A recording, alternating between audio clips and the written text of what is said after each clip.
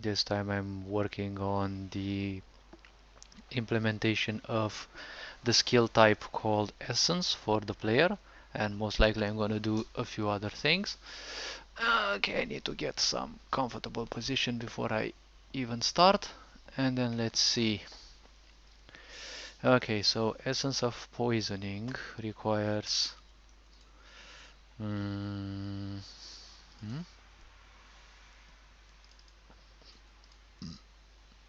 it's technically gonna be a bit of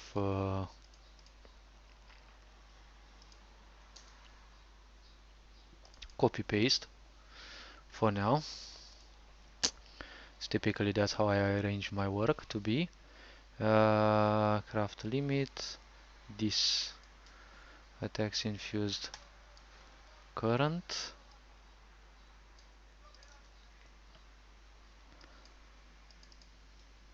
Alright, and then this one as well.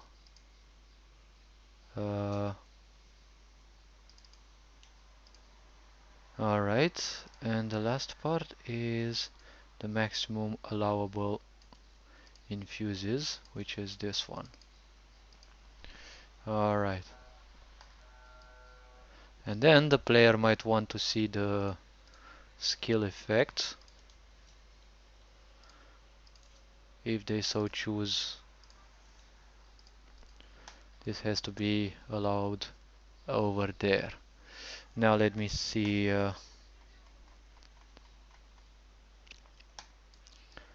Copy this,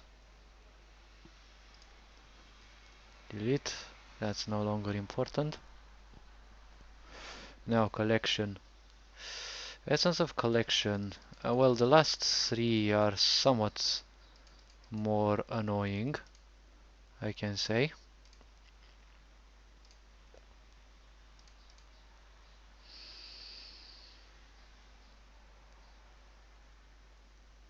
Mm-hmm.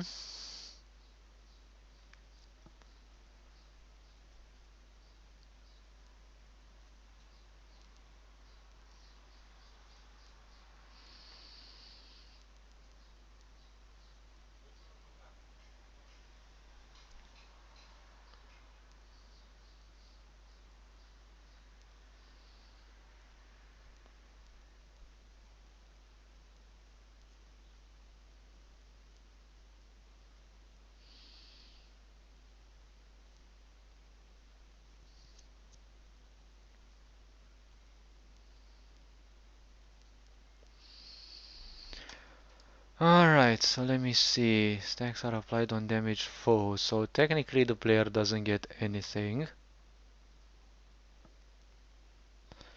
So the structure is still this. Alright, so it's gonna be treated as the other ones.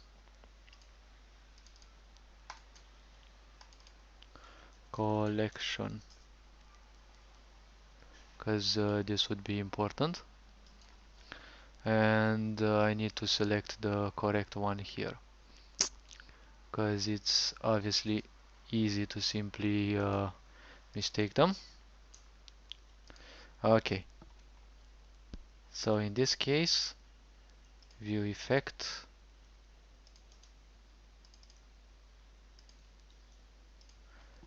collection, and then essence of collection, and then targets, craft limit, currently owned.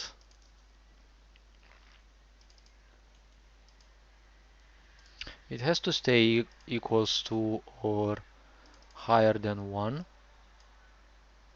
because I may change those limits if I need to. So in case I change the limits, I don't need to change anything else. Alright.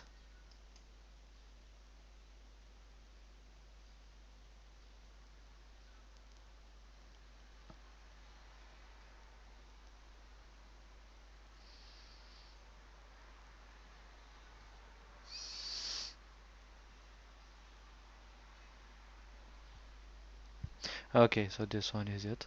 It is. Yes.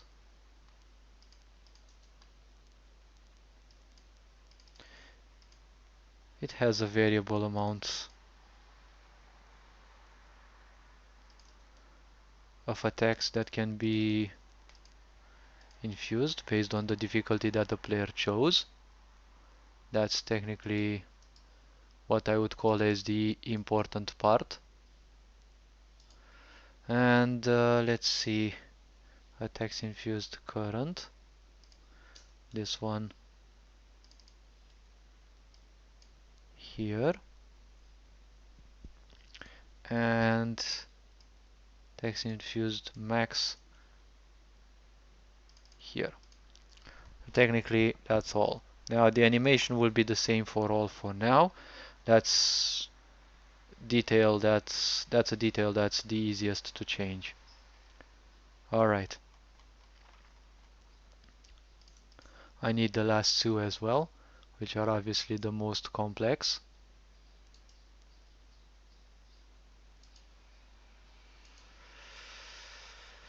Okay, copy. Wait, what the heck did I do?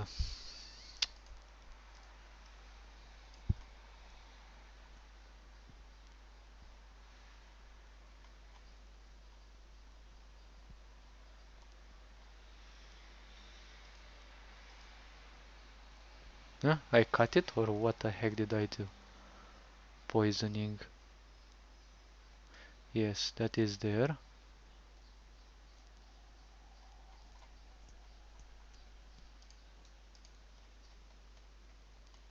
Ah yes, I fat fingered the X key, and I think this should be like this.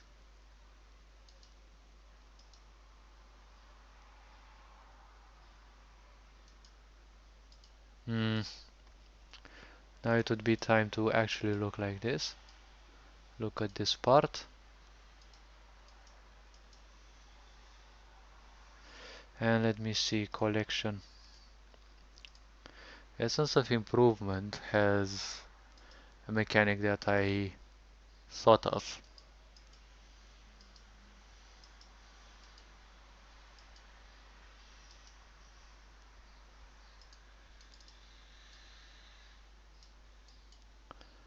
And let me see, in quest system, rewards are granted based on target's number of status effects. Alright. Mm.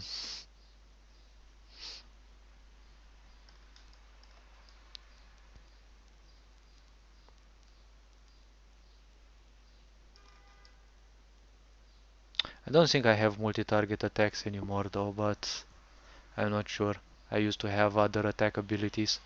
Apply one random other status effect. Okay, so these uh okay, so these also don't trigger. The rewards also don't trigger because they are gained once per attack.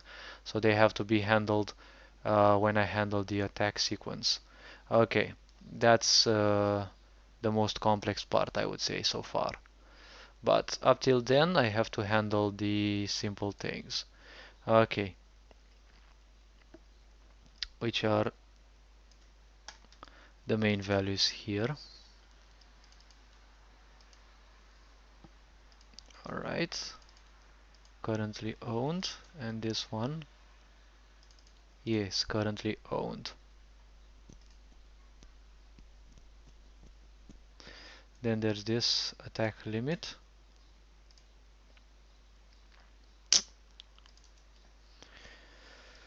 Now this is part of the code that is needed to be written. Okay. Attacks infused current, yes. And this one.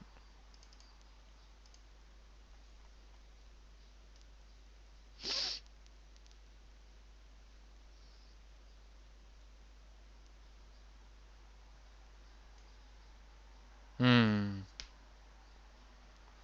Yes, that could be a point though.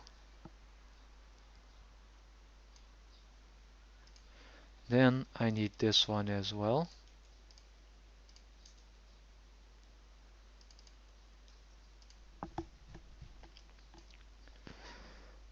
And since each of these has been taken into account, this was essence of improvement. So improvement, yes.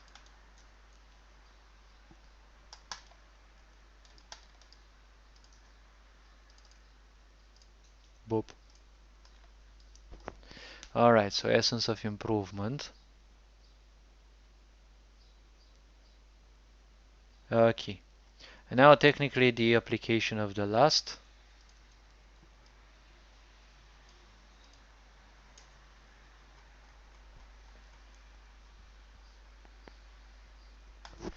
Okay, so the last is this one. Um, this one has to be replaced. Okay. Improvisation is currently owned. Must check to see.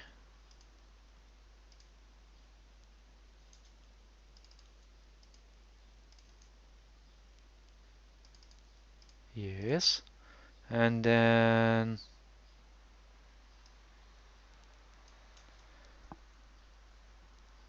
this one is completely different in a way because it has a mechanic called uses. So it's no longer a text infused. It's gonna be uses.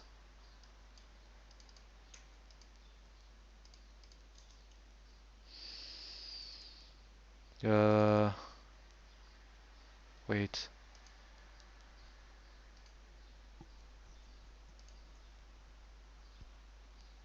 No, no, no, no.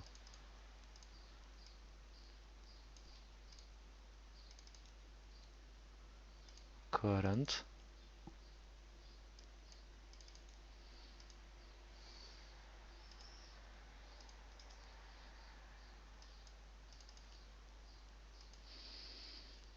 Alright. And then there's the default one. Alright.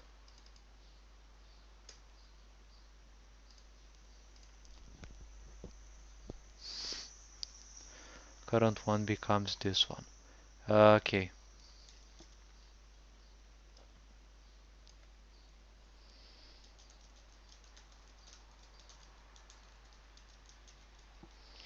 Alright.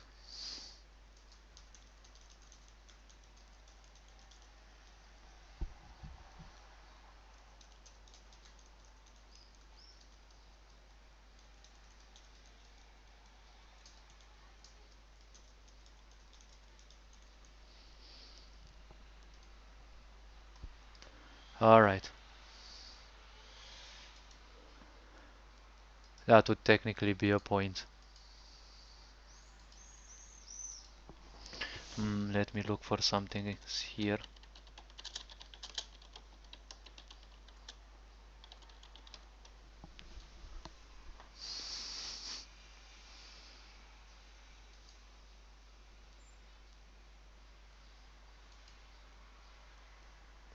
So the point is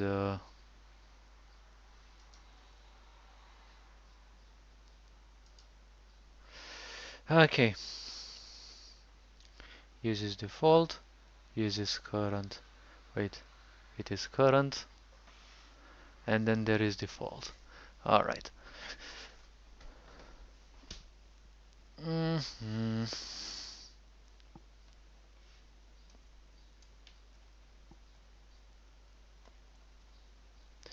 Now this part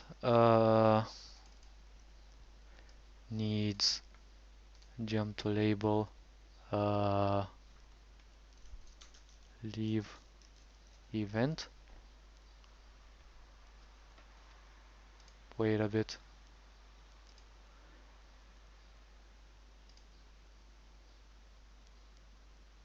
Why do I always forget to update the stream information though?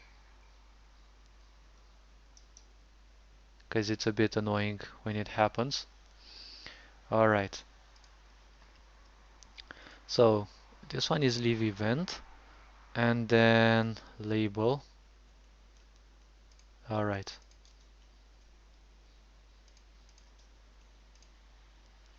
Okay. So this one is the common part, which I'll place here. It doesn't need any exit event processing anymore. Alright.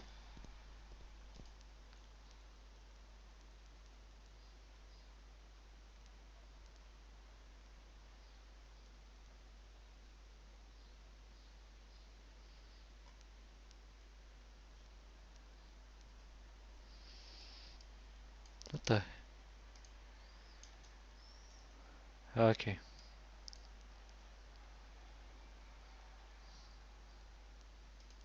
Okay, this is for the exception. Ah, yes, this one here. Exit event. This one doesn't need that, so that the event has a certain continuity and the player is not left hanging. Alright. This.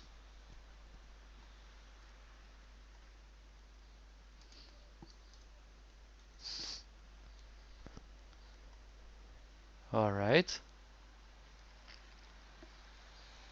Then leave boop.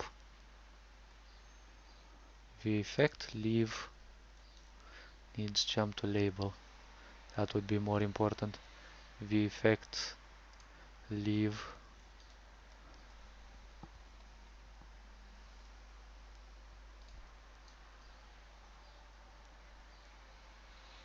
again leave, because it would be highly important to show the code to actually get here. And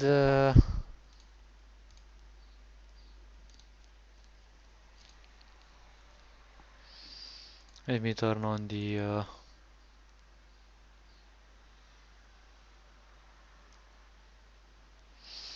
backup.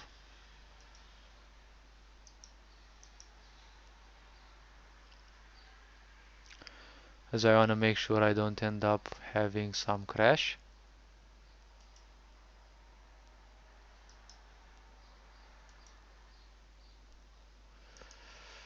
Alright, now that it's loaded,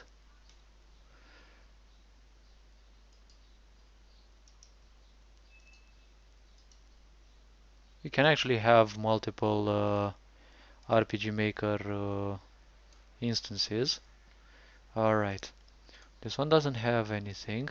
You can copy your event from one instance and paste it in the other. It doesn't work from MV to MZ though, because they're different platforms. So don't bother with that. I mean, from one entity to another, I think it doesn't work, from what I remember. Alright, now we hit OK. We wait for the background to load.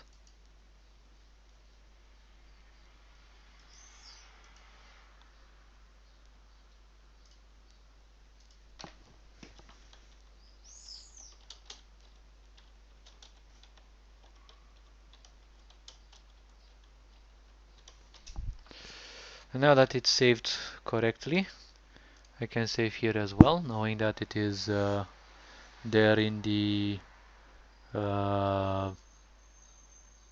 what I say.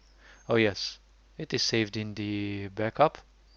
So if one of the instances crashes, only that does.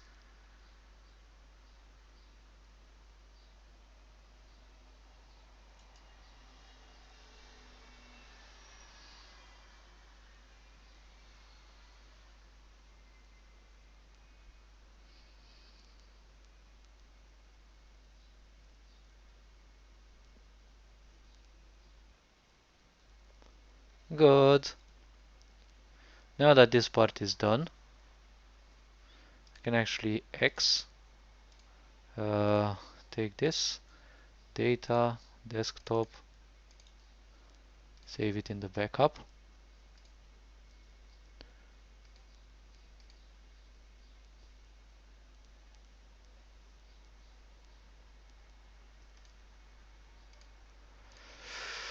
Alright.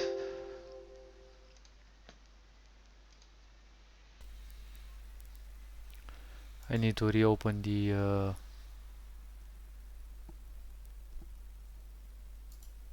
backup, the original one this time, not the backup. Wait, I don't want to open Sakan.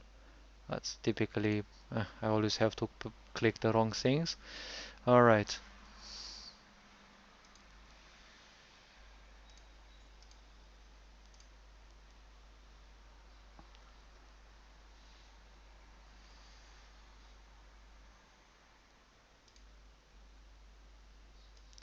Alright, let me see what the point is.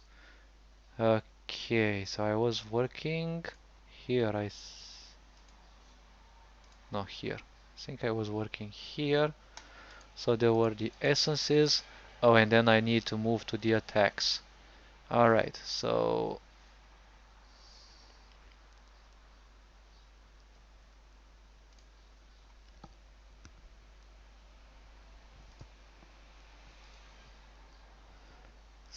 the attacks. Yes, I think it's 6 of those.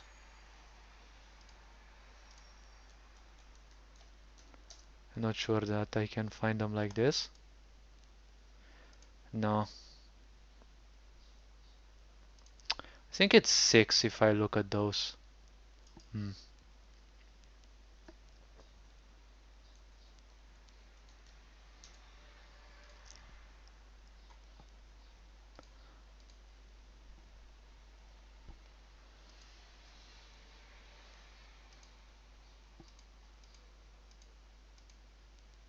Okay, so it's here. 1, 2, 3, 4.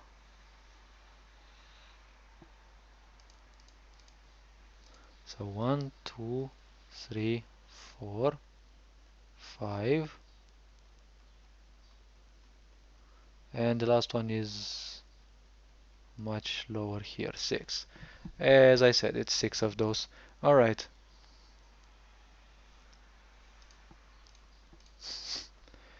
So let me check how things are in here. In variable 1382.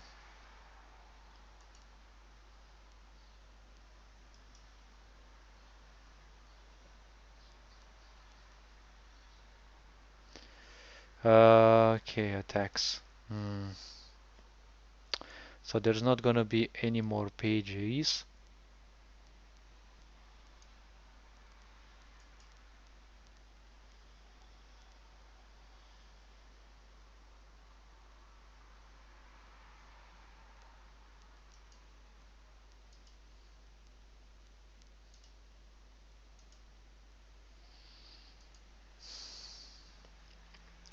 Alright. Well, the laptop's overheating a bit, but it's coming around. Okay, so this one needs to be copied. Wait, I only need, yeah, I only need the, yes, I need a script box, because I have to adapt it to the names. But, okay, let me see. So, 1381. Well, actually, let me copy this whole thing. And it's gonna be 1.1 in 6.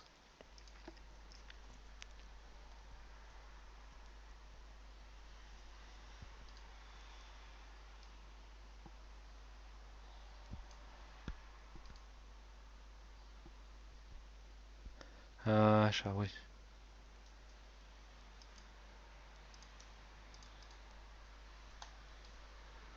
Player chose. Alright. Here, I'll put this one. So in case it is, wait, it can't be 1 anymore. It needs to be here 1.1. 1.1. Alright.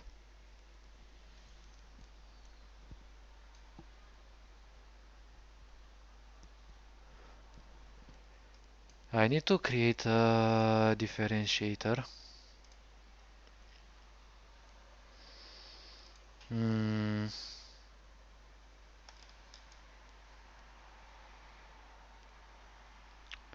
Let me see.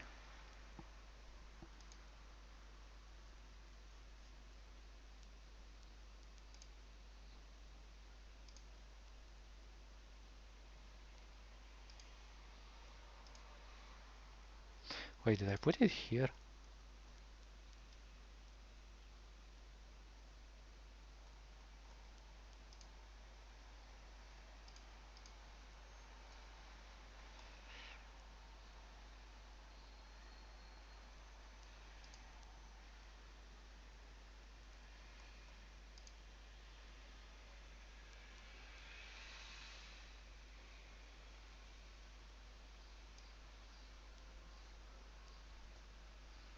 Alright.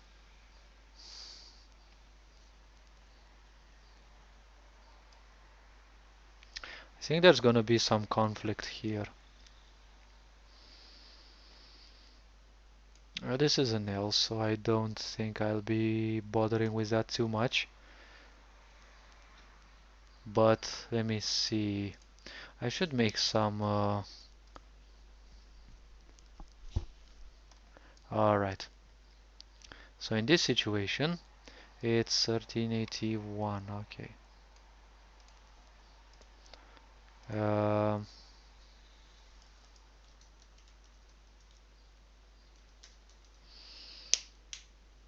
hmm.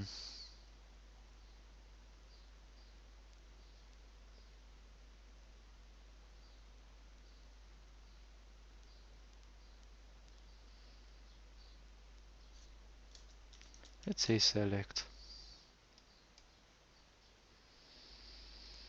It will become 6. This variable is used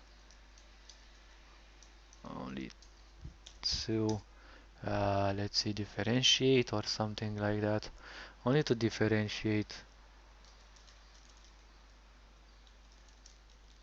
between menus conditionals. Alright.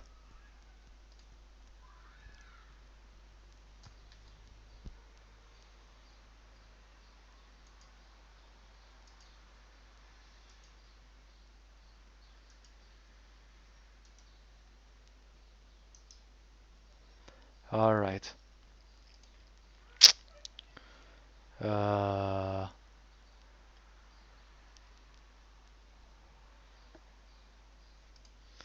this one will also have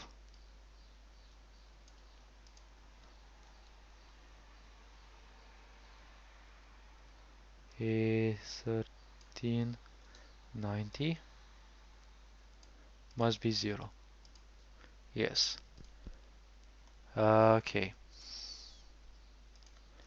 Before selecting any attack skill.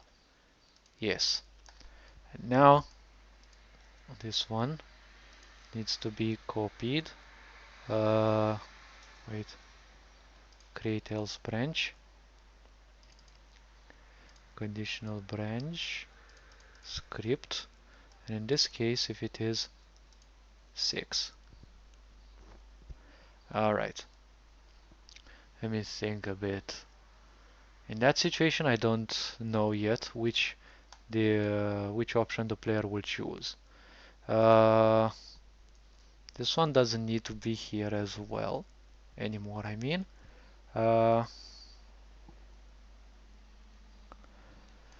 so I need to start selecting the names. Okay, Cinder Strike.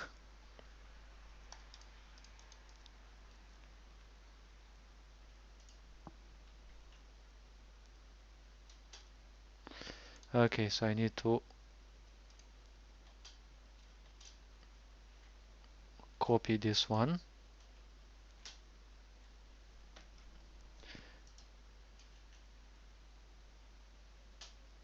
Okay, if now that I copied this one, okay, needs to be introduced here.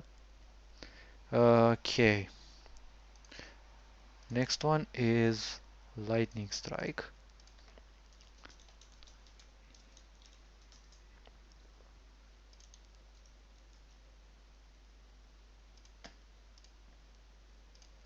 Okay, you here. And then Harness Inner Majesty.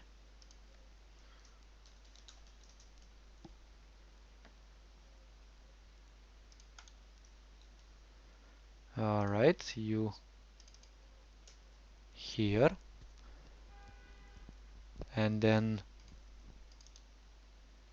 add a resonance, this and this, and then wait, discharge.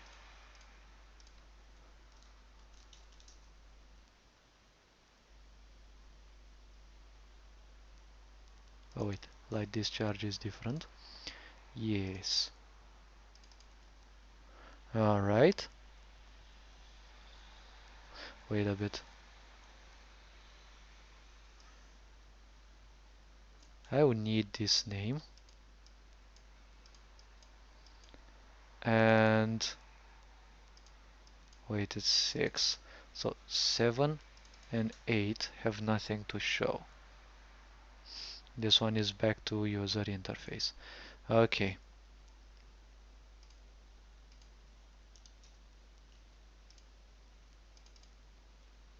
Wait, 1, 2, 3.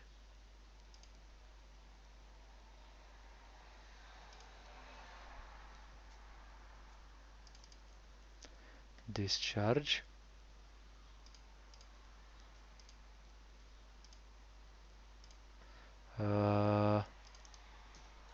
I need harness this one.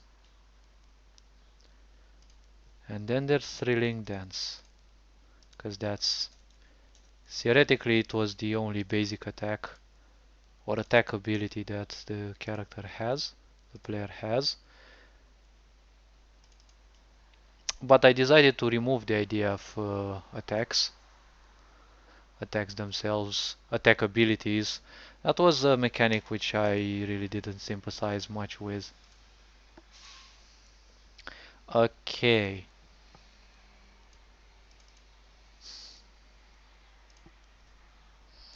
If choosing attack skill 6. Okay. No next and back buttons, one single page. Alright. Choosing skill 6.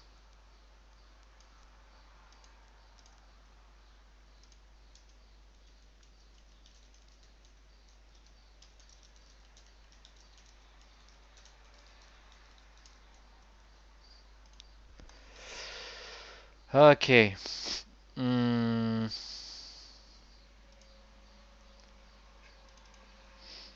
So this would be common event. 300. Let me go for 349. Yes. And then control variables. Attack skill select.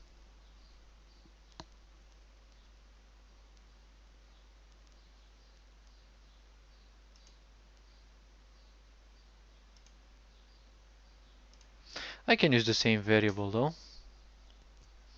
And I will say 6.6. This same variable changes its value here to show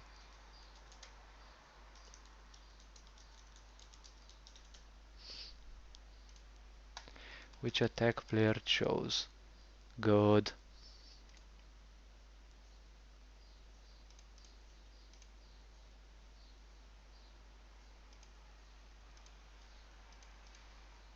Oh wait, here.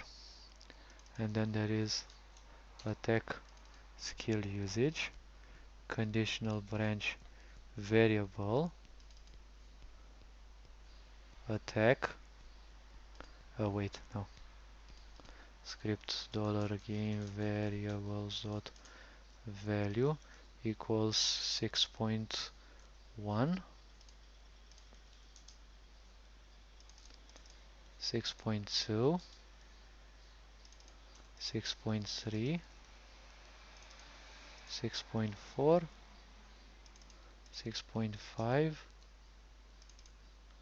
6.6, and I would say somewhere here communalities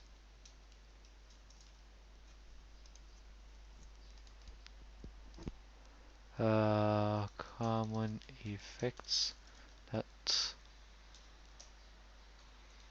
common effects that would trigger.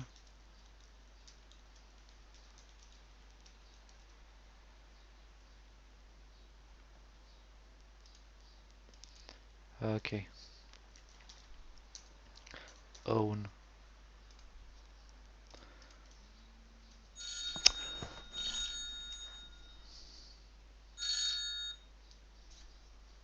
Oh, come on, really now. Why does everyone call me when I work?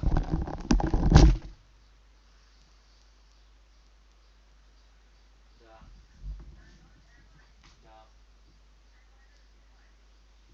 Bine, fac o înregistrare pentru ceva pentru mine.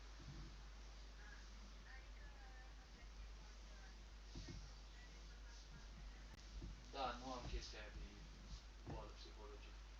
O să văd eu când merg la doctor. Că nu știu când să merg la doctor. Cred că o să mă duc mâine.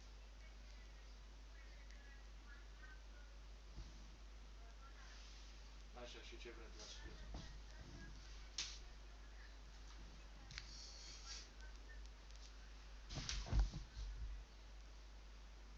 Nu știu, o să încerc mâine să mă duc și sper că fac rost de ea, că, nu știu, mama nu poate, nu vrea, nu știe, nu știu, stă tot de treaba. Din câte mi-a zis, le are. Acum sper că nu ne trezim cu vreo surpriză.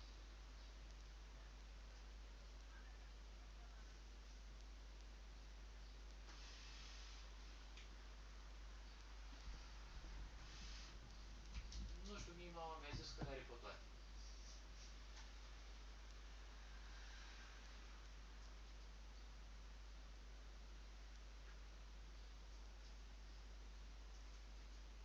Da, da.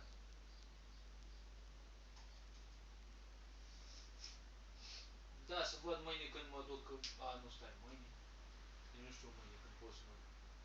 El are program ziua și eu ies din turn noaptea, când e și tot.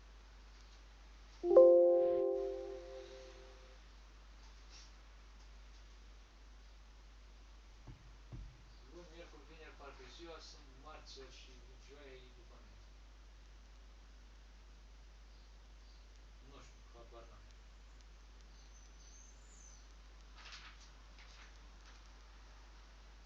Păi, poate să mai aștept. Eu să văd mâine sau luni când o să fac.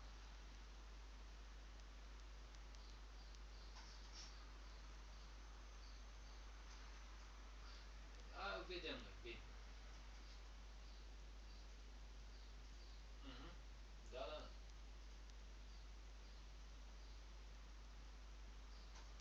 Bine, bine. Sănătate, pa, pa.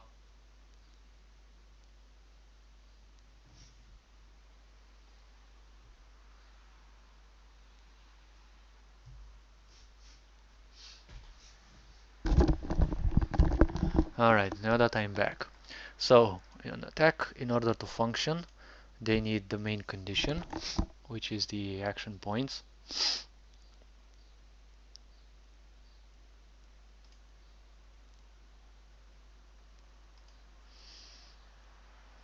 I don't think I should have done this though, but oh well. Now that I minimized, no, it doesn't have it here. Let me get back. Uh,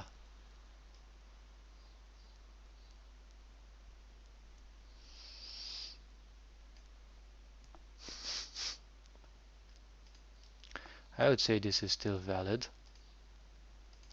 first and foremost.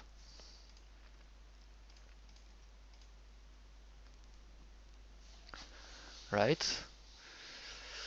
Now that this is valid, okay, let's see.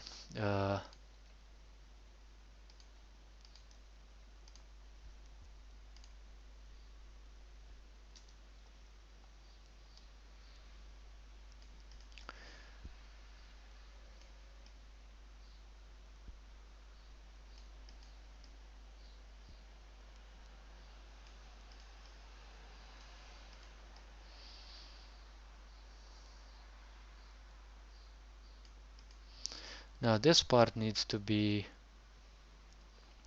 This part needs to be taken into account.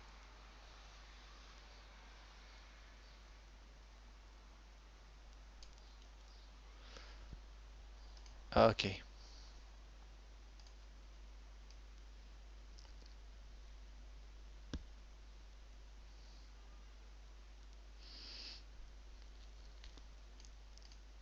Because they can't be triggered outside of the um, combat phase.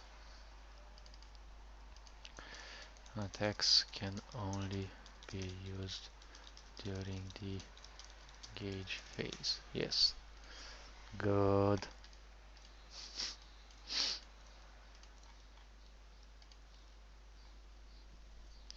Now I need to set the names. Okay. Cinder Strike.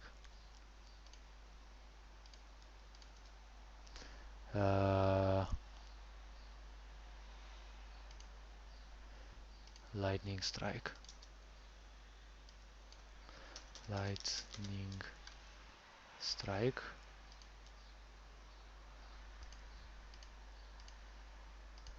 Ah, yes. Harness Inner Majesty. Harness Header Resonance. I think this one was Discharge. And the last one was Thrilling Dance. I've mingled with these names quite a bit, so I didn't forget them as easily. Alright, now there needs to be something here which, let me think, needs to be checked on each and every one of these.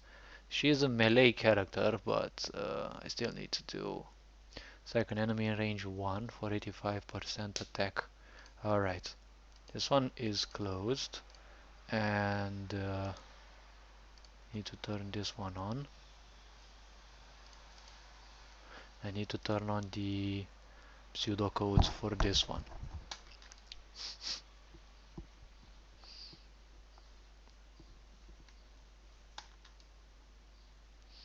Hmm.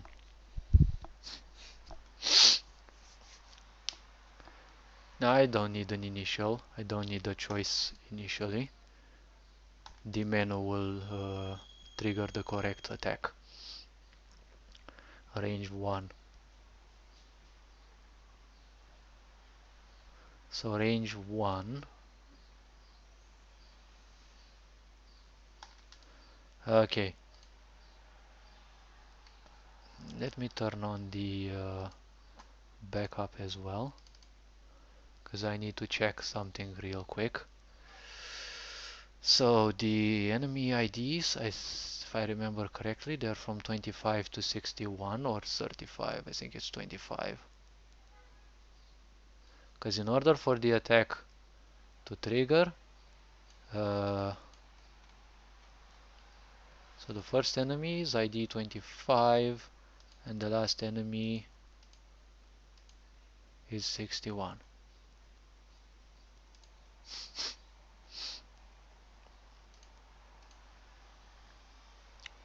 Okay. Let me look for something. Script. Set direction.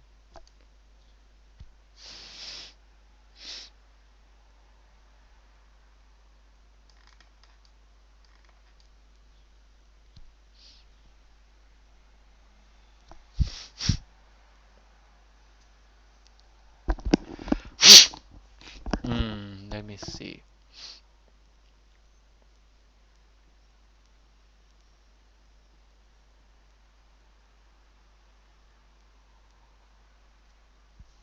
Region ID.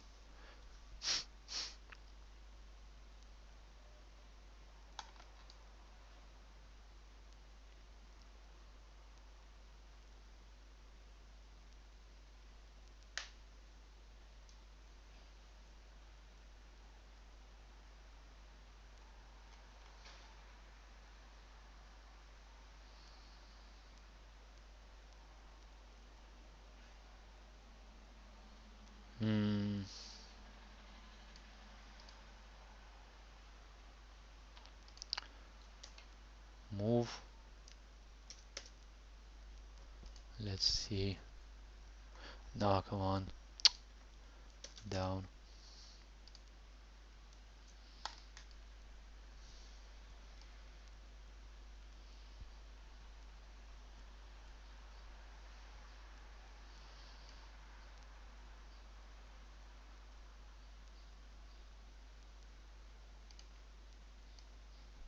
Alright, so this should be the conditional.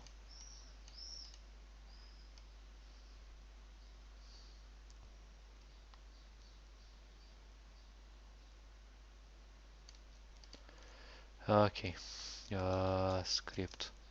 Let me write it in here so that I have a quick access to it. Script, uh, x and y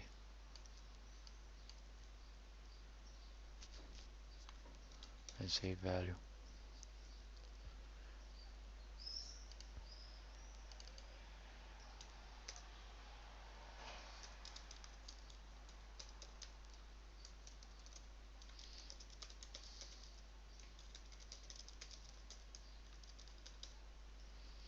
Wait, I think I know region 7 if I remember. Wait, if I remember correctly, region 7 is the highest, but it simply doesn't matter. Alright.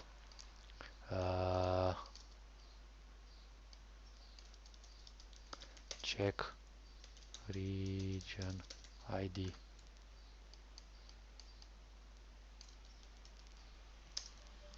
Alright.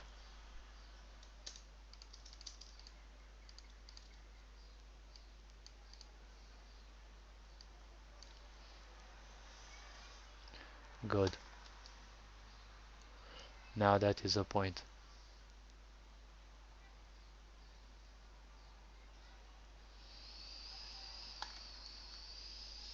Okay, now where I need to go? Here.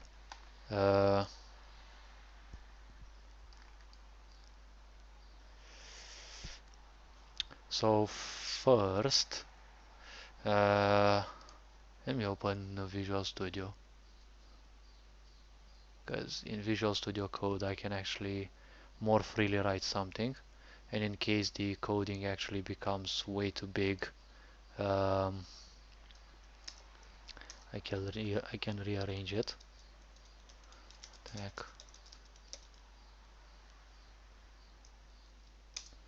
Um, which one was the first? Cinder Strike. Okay, Cinder Strike. Range 1. Okay, also check region ID. Okay.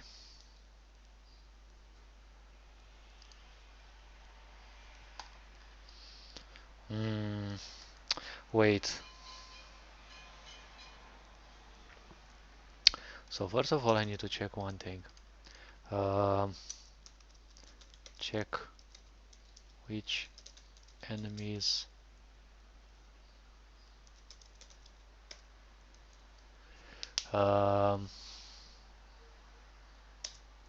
okay.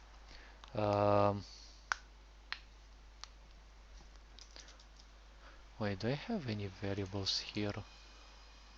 Switches. We need variables, not switches though.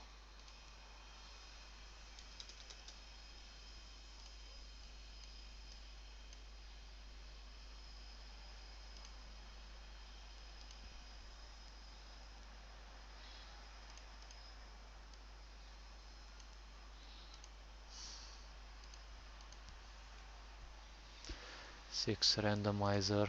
That's a whole different thing. And no, I think. Obviously.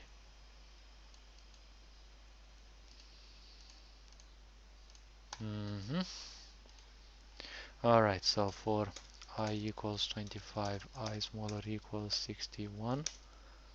Right, wait, I plus plus. Okay, so let me see. 61 was the last point. Good.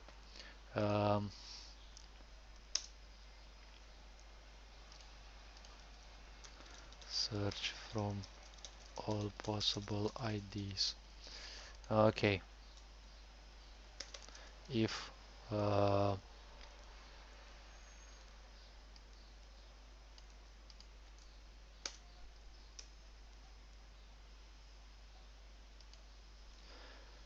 mm, $game map dot event I dot x, yes, equals to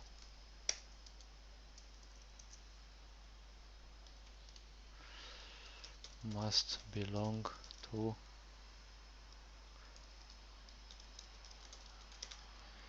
same region. um,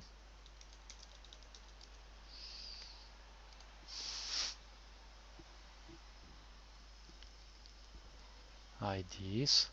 Alright, and then there's also another necessity. Wait, this one doesn't have the plugin, so I still haven't achieved anything.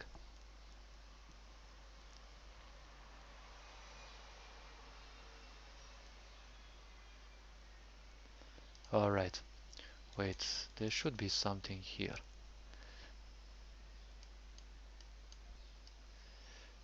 I need to actually take this script.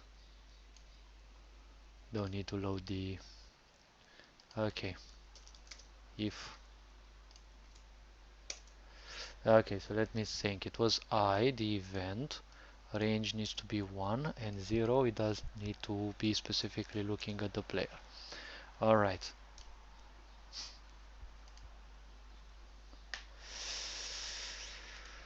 Okay, let me see.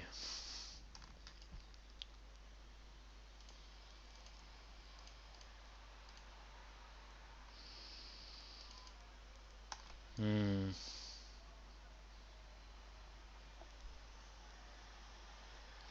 Yes, but then the point is I need to find those IDs. Alright, let's see. How was I gonna put the ID somewhere? Let me actually look on it on my computer. Um, so let's see, JS array dot push. Alright, so push method adds the specified elements to the end of an array and returns the new length of the array.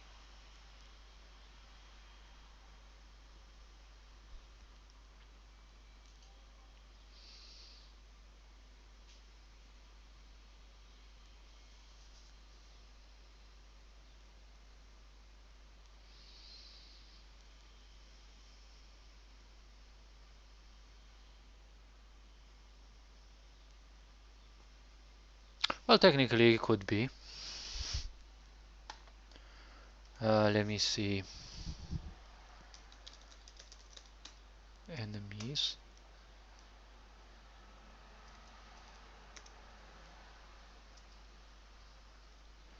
I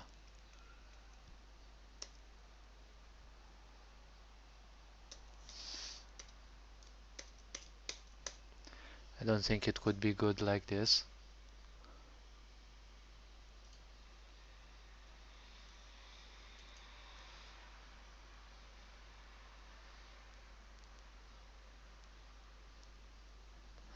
Okay, let me check like this. Something like this.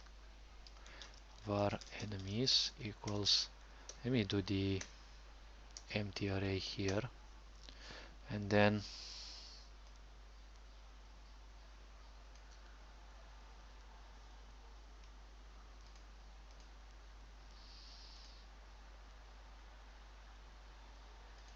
wait,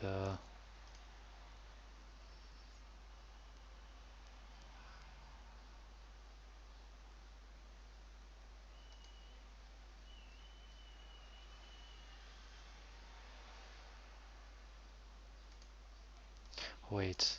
I'm starting to forget all these things if I'm not... Okay, so it doesn't need that.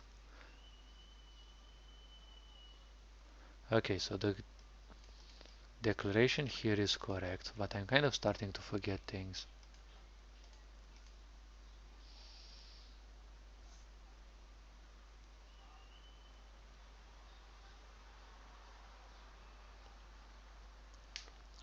So since the player fights, okay.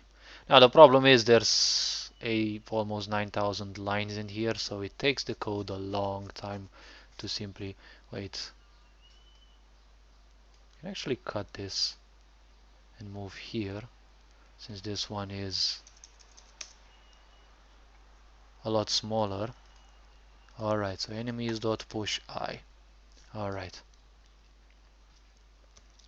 create a list of the enemies in range 1. Alright, now that the enemies list is created, okay, am I interested in enemies.length?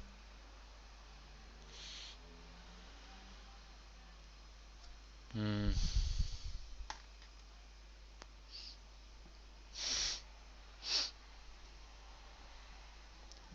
Okay, so I need to create a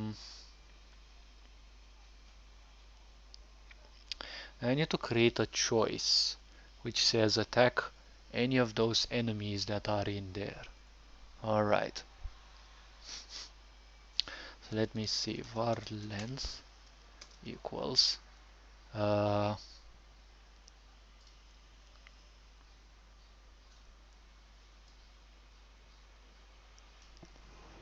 hmm, length is not a property, or well, it is a property, but you don't wait, it is because you say array.length. Yes, uh,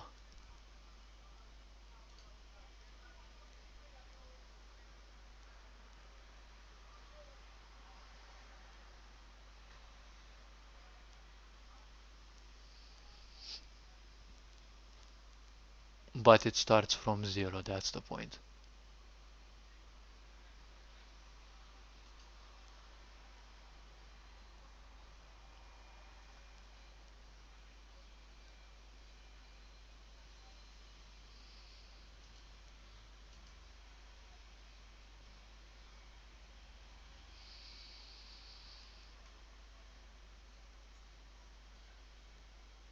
I'm getting an example on the internet, and it gives me an array with 4 elements, and it says array length is 2. I don't think it is 2 though. So there might be some mistakes there, but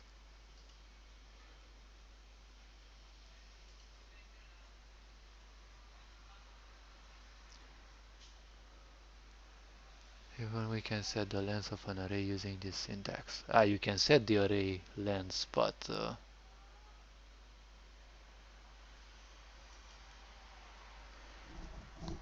length data property of an array instance represents the number of elements in that array.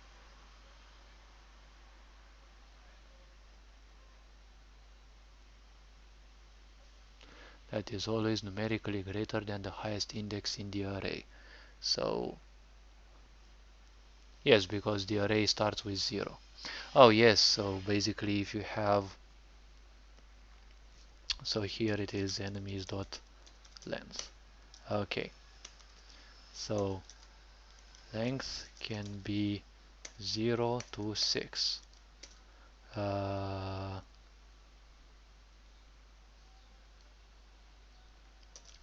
length always numerically greater than the highest array index. Index starts from 0. Length starts from 1. Okay, so now I need to create a switch case in which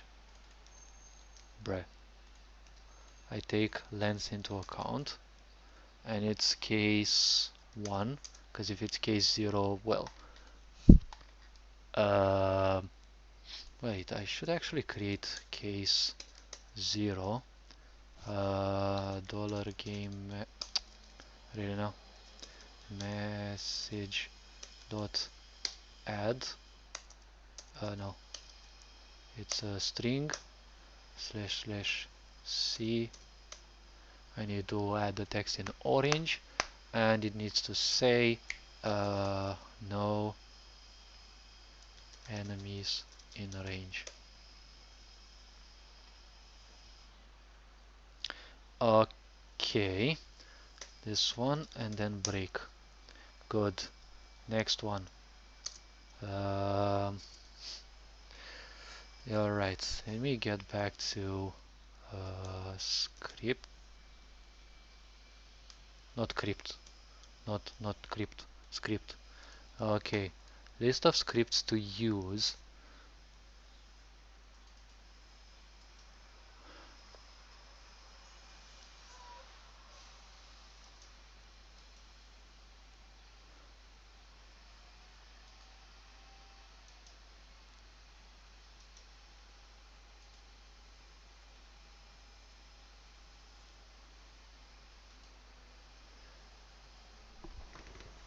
Okay.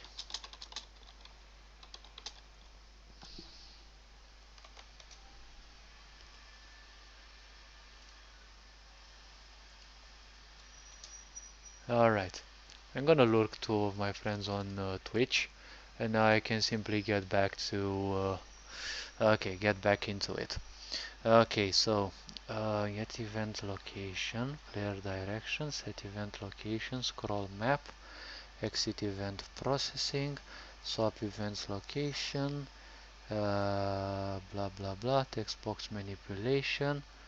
This one doesn't, I think this one works, and I'm not interested in it anymore. Move to location.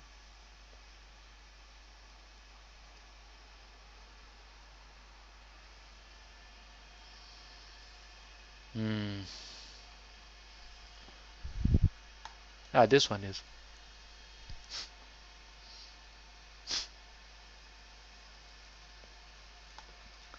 Alright.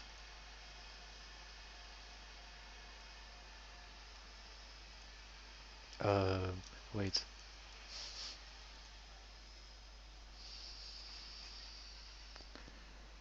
Okay.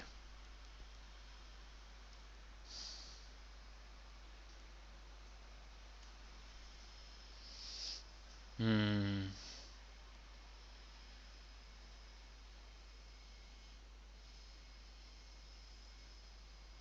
Should I actually say game message dot add enemies in range?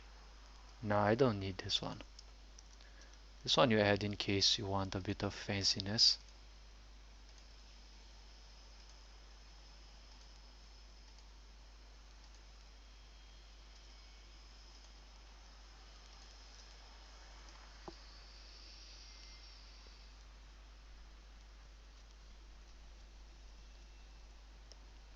Okay. But I'm outside the 4.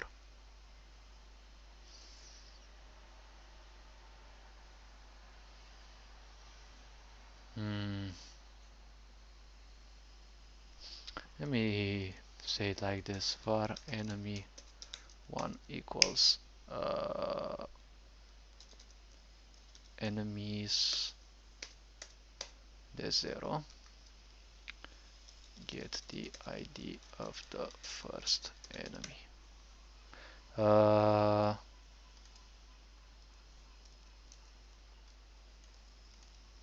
Get the enemies IDs. Alright.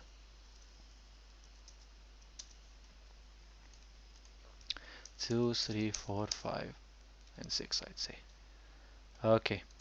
Now there's enemy 2. There should be enemy 3. Enemy 4. Enemy 5. Enemy 6. Alright, so it's 2, 3, 4, and 5. Okay. Now, if array length is 1, per case. Okay, now I can't do this because if I do this and the array isn't this long, for example, I will get an error of undefined. Or probably it will say that it's not important, especially since the variable isn't taken into account. But since it's JavaScript, I don't want undefined to slip into my calculations in any possible way.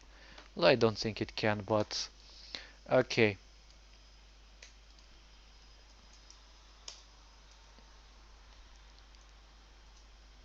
Alright.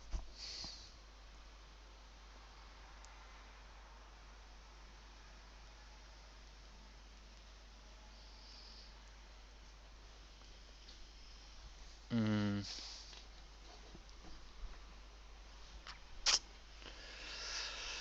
Okay.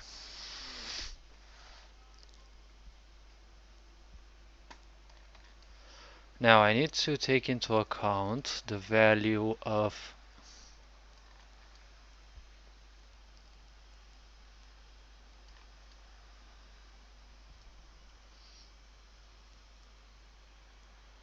no, I'll do it by case for each case. Okay.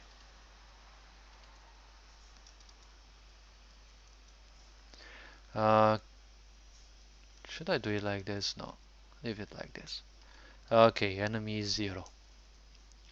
Uh, get the value of enemy one's ID.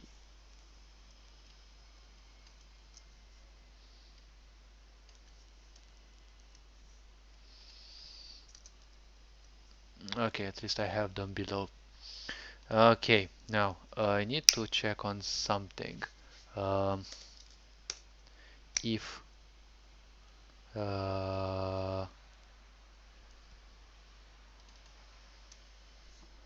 let me think. If enemy 1 equals 25, uh,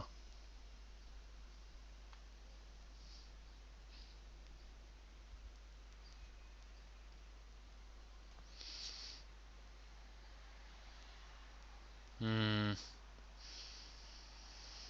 I don't think you can actually do that. That would be pretty curious though, but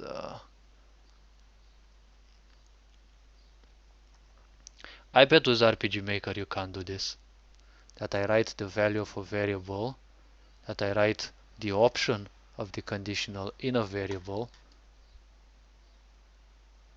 I can do it with global variables though. Alright, let's go the safe side. Where on earth was it? Attack. Variables. Um,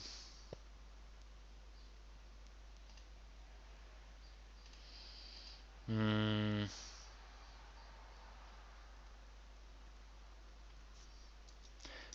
no. Enemy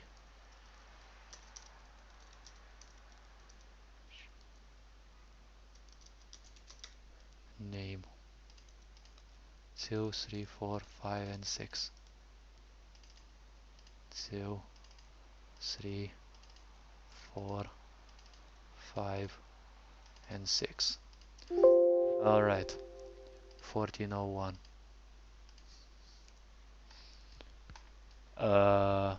No.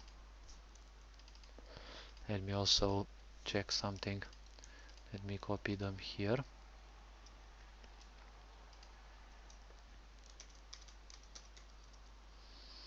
Uh,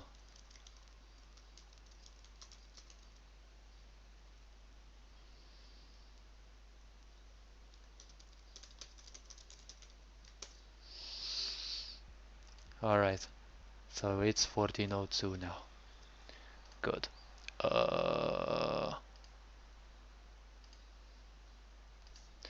1402. Easy. Hmm.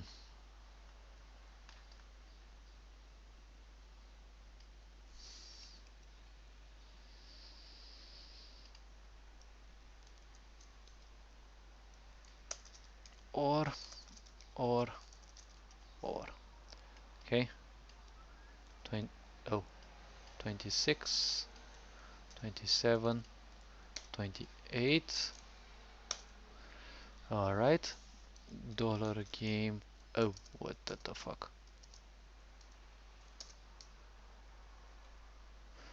All right. Oh wait, yes. Dollar game. Come on, read it now. Game variables dot set value 1402, comma peasant male. I mean, it would be sad if this doesn't work, but oh well. At least I tried it and did it for others. All right. Uh, Variables 1402 to 1402, 3, 4, 5, 6, 7. Okay. Load the name of uh, specific of the specific enemy in range. Okay. Should I go for a switch? Yeah, give me switch. Give me switch. Switch would be much easier here. Switch.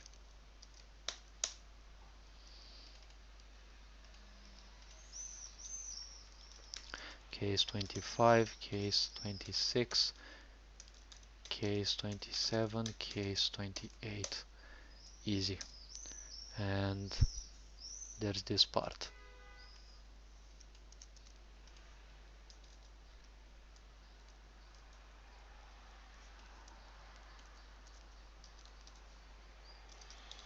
Okay.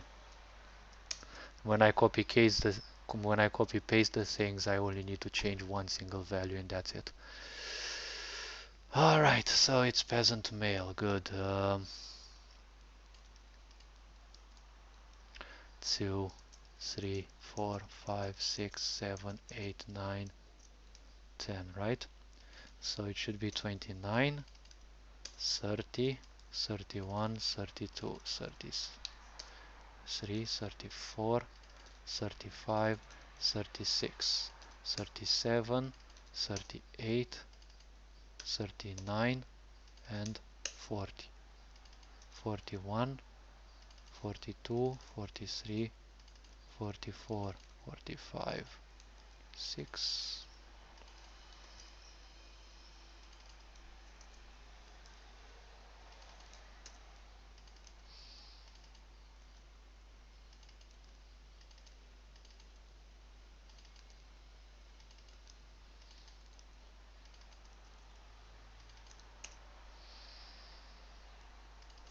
And case 61 is gonna be a case on its own.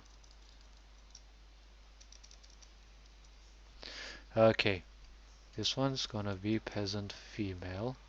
This one's gonna be cutthroat male, cutthroat female, militia male, militia witch. Let me see what was the exact order. Militia witch, potion meister. All right.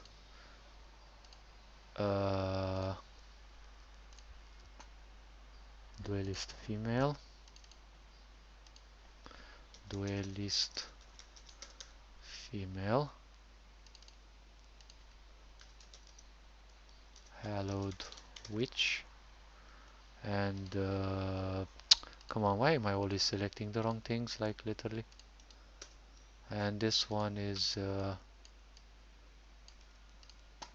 gonna be okay.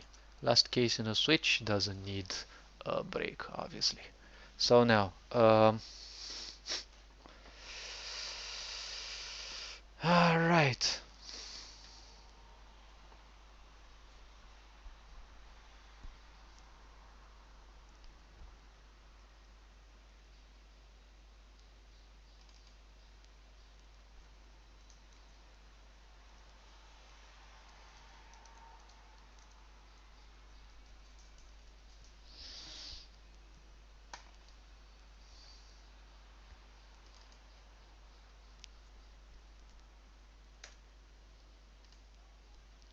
Slash slash v 1402, and let's hope that you can actually read this. Good.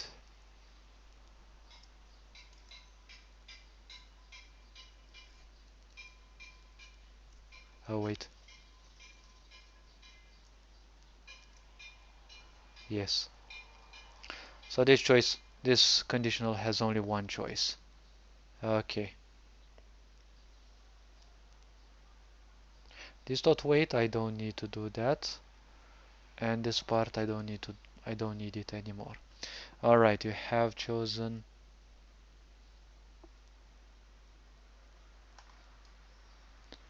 Okay, so the range.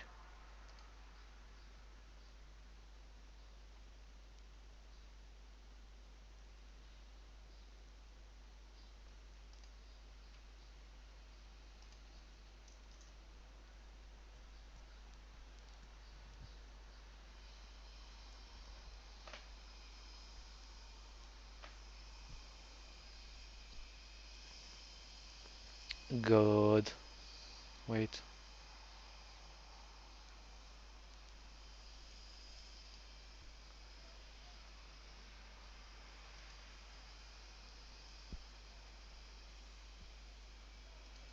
Oh wait, the callback button. The callback function. Wait, this one also needs to be here, and this one is part of that. Okay. So this one goes.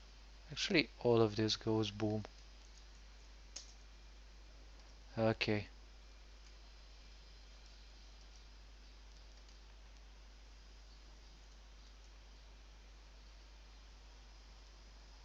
Wait.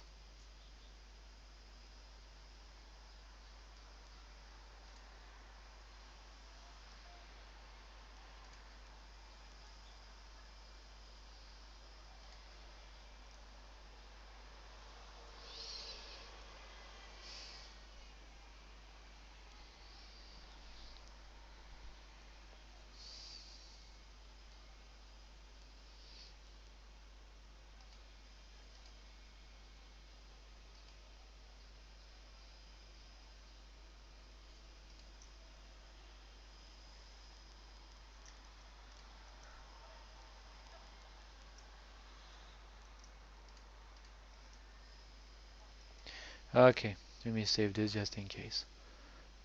So now the point that I need to take into account, choice equals 0.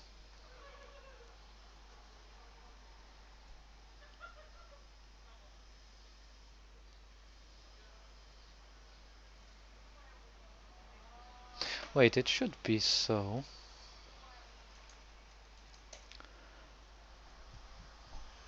Since I'm creating this, it's no longer limited by the default RPG Maker size, so I can actually, it actually extends as much as the text, so it should be so.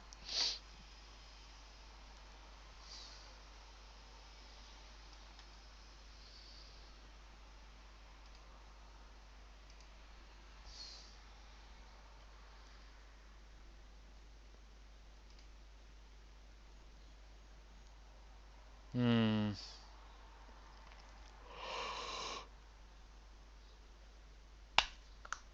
All right. Um,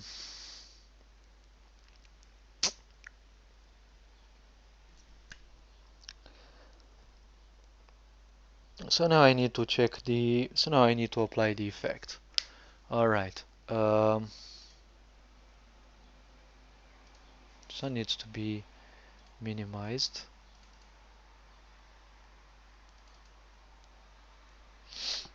Uh,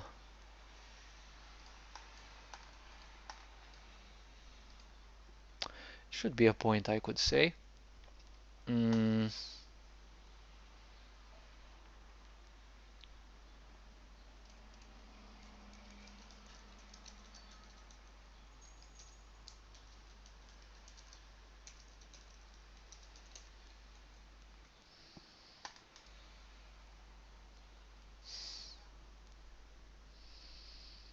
mm,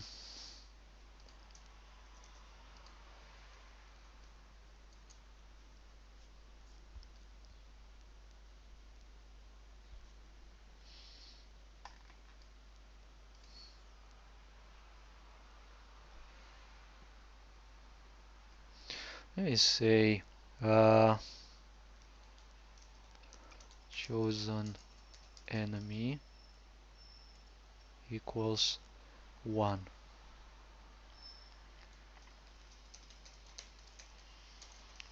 Player chose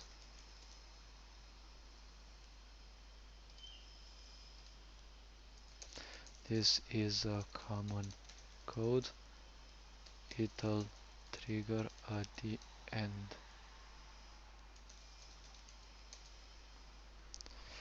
Okay.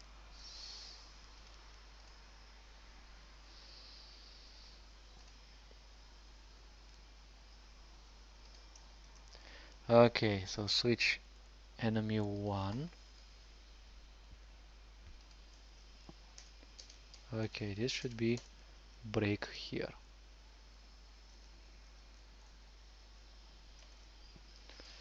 I'd say case 2. Alright.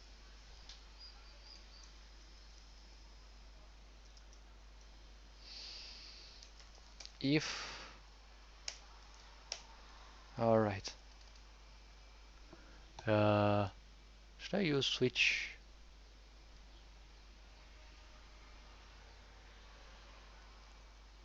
No.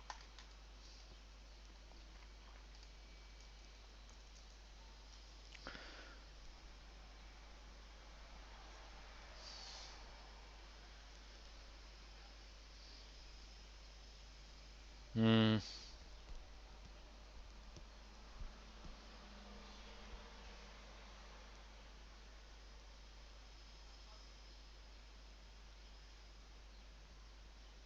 For each of the enemies. Let me think a bit. Hmm.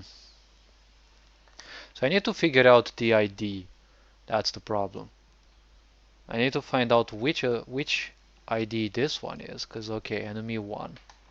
And for these cases, we get to know the name.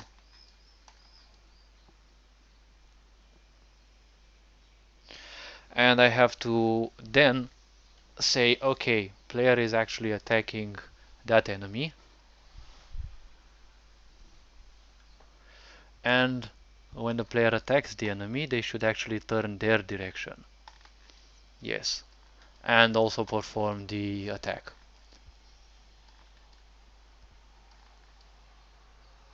Good, case 2. Uh,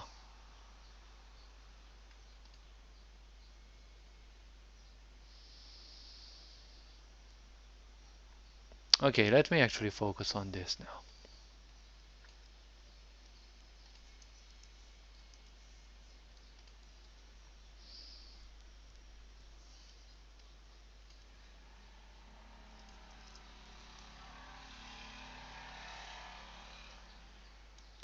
And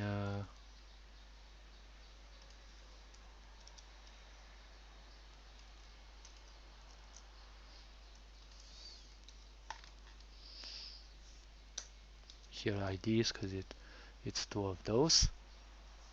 Alright.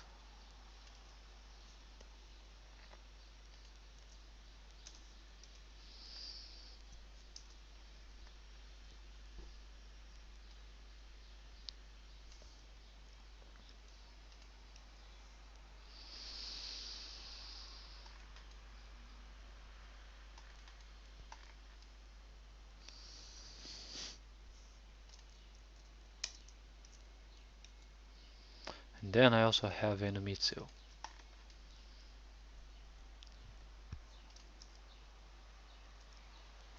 Okay.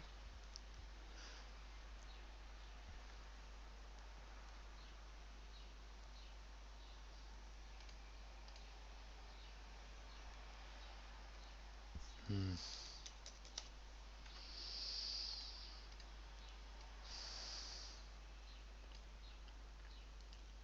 Okay, and it's in between inverted commas.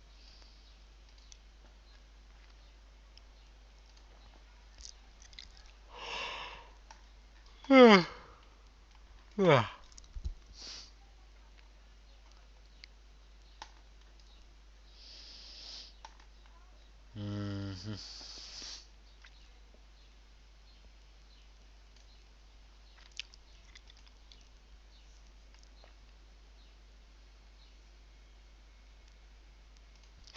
And wait.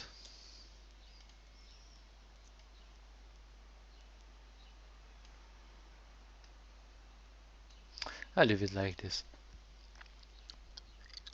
Okay.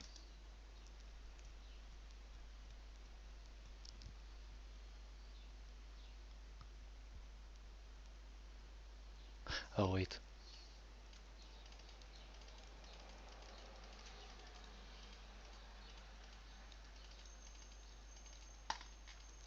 Alright.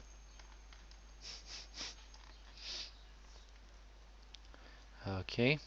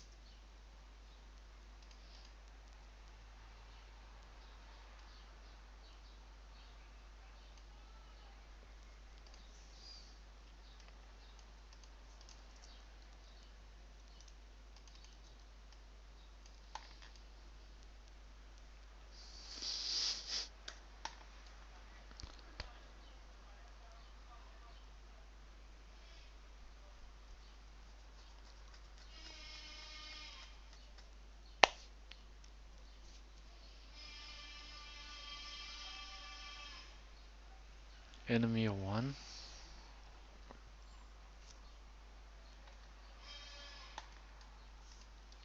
So this one should be break. Right?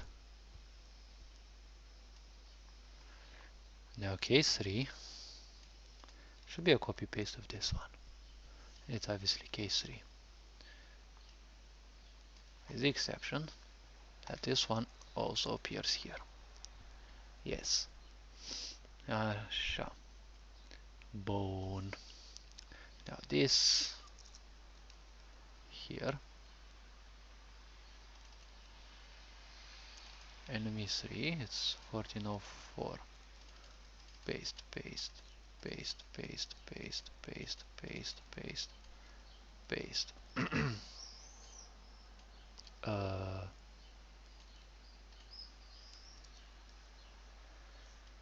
4.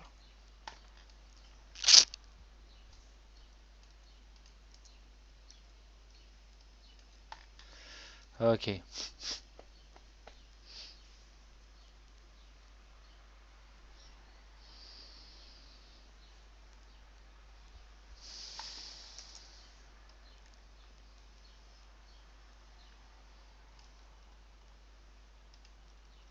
Oh my gosh, this thing is becoming so fucking big. I, I don't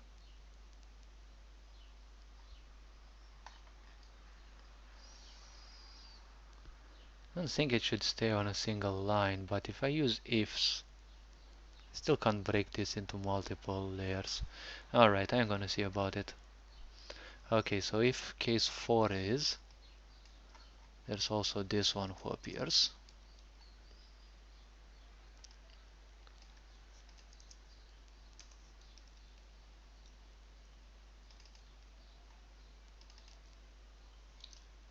This is 5, 6, 7, 8, 9, 10.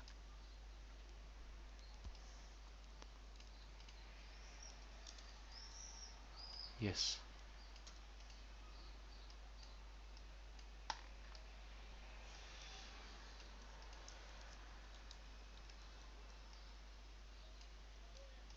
Wait, this one is 3, this one is 4.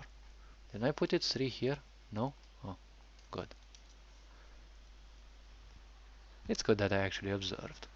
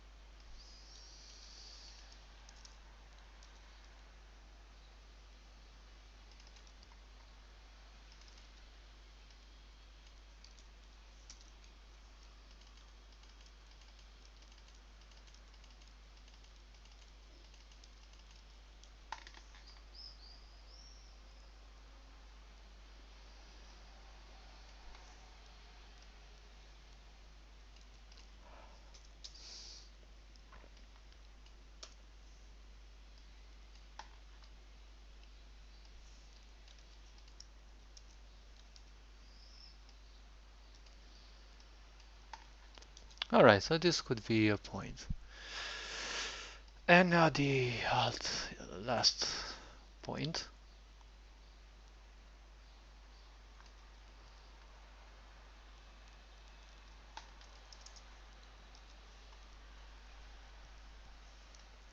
This case also takes into account. Boop. Alright.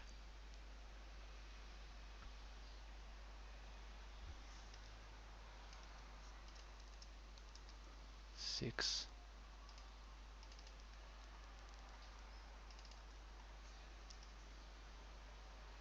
I don't need these anymore. And enemy 6, as I said, 1407. 1 and a 2 and a 3 and a 4 and so on forth. Alright.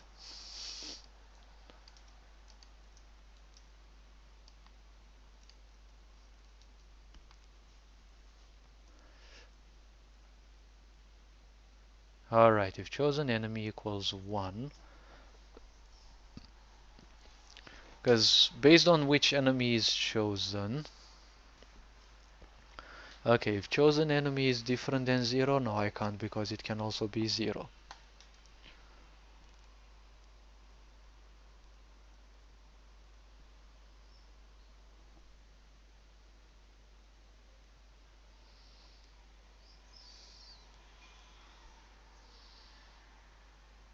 I need to take into account specifically who enemy 1 is.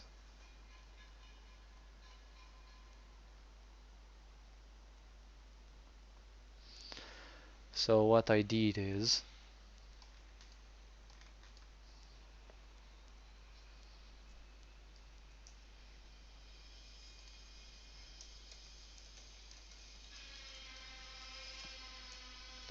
so hit the right enemy. Alright.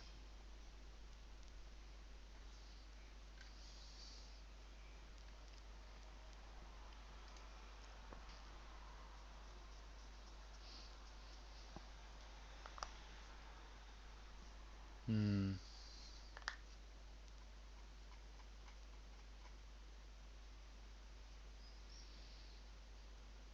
Enemy 1 is an ID though.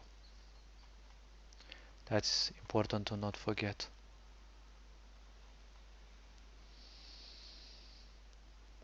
Right?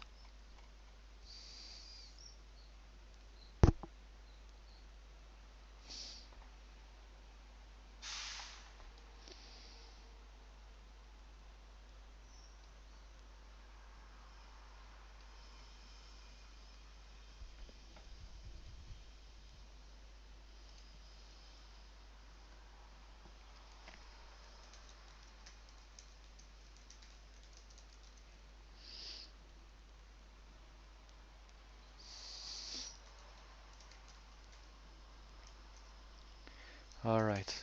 If wait. Um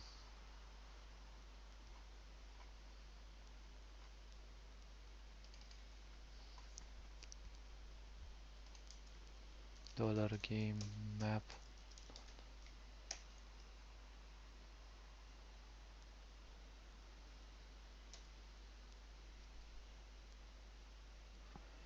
Wait, it's gonna be this. Okay. Greater than dollar game player dot x.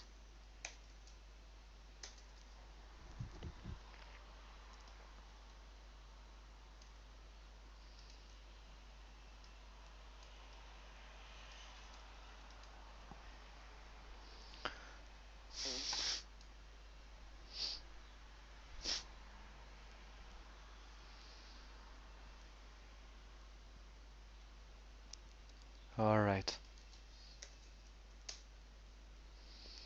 So if the enemy's x is higher than the player x, looking on the map, so x increases this way, y increases this way. So if the x is greater and y is greater, then the enemy is somewhere around here. So the player should be looking either like this or like this.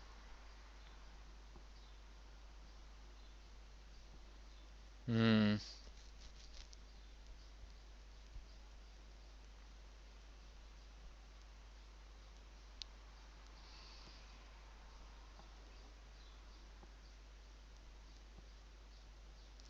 Let me think. Should be staying like this. The enemy is here. They should stay like this. Wait, but it's still actually it's range 1. So in range 1. In range 1. Wait. Remember, it happens in range 1. So for the adjacent 8 tiles.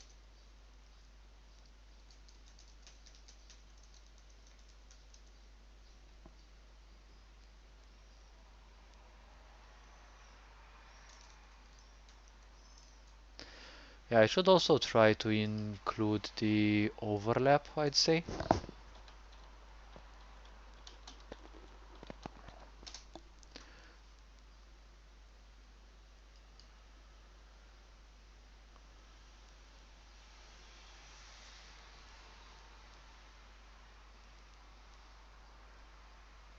That's what I should say though.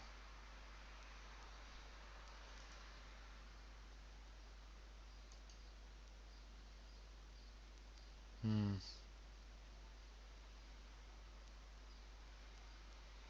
Yeah, that's what I should be saying.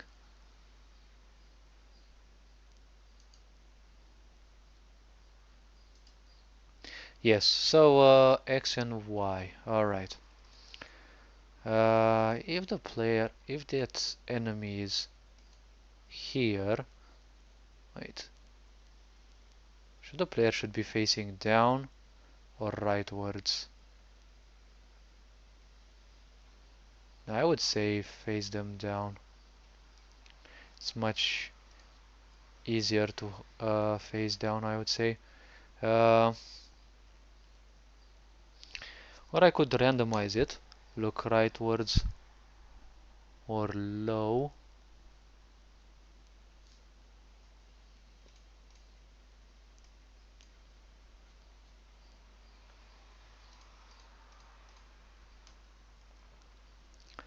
Okay.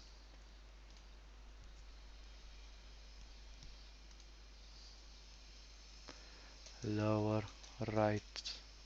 Right? It's lower right, yes.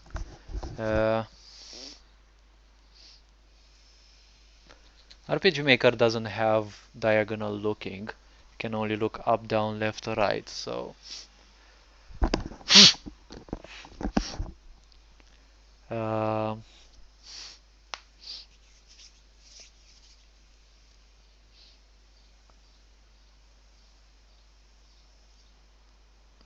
I would say directly uh, look below.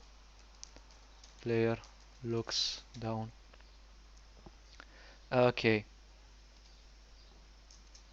next situation.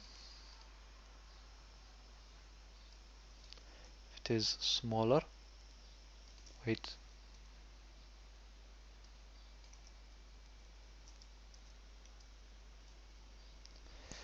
Okay, so if X is smaller, it's here. Y is also smaller. It's here, so it's upper left. Upper left. Alright, so player looks up.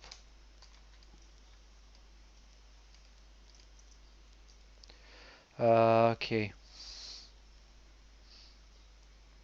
Let's say if X is smaller and Y is greater,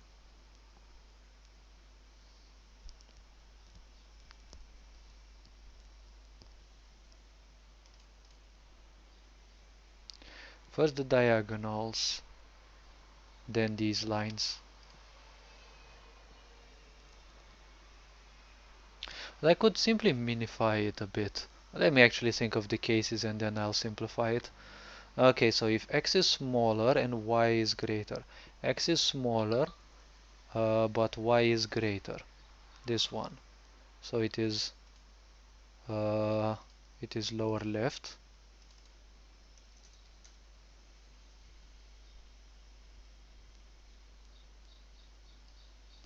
I would say 4, okay, because they look leftwards.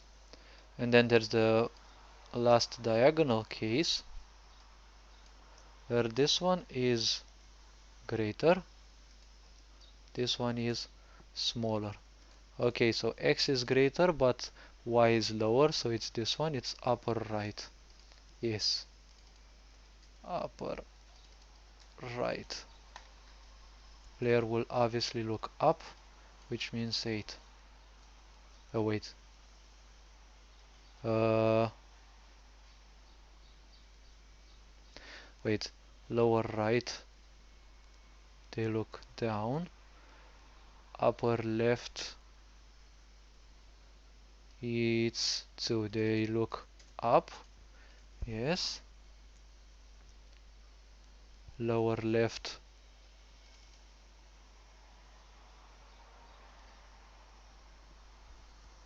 I would say still down.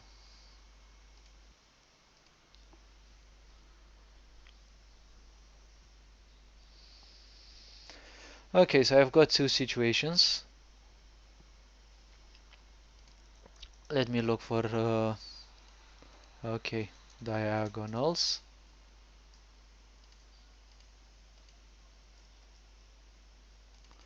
Um, Cardinal lines. Up, down, left, right. Yes. So there are again 4 situations, and these ones will be specific.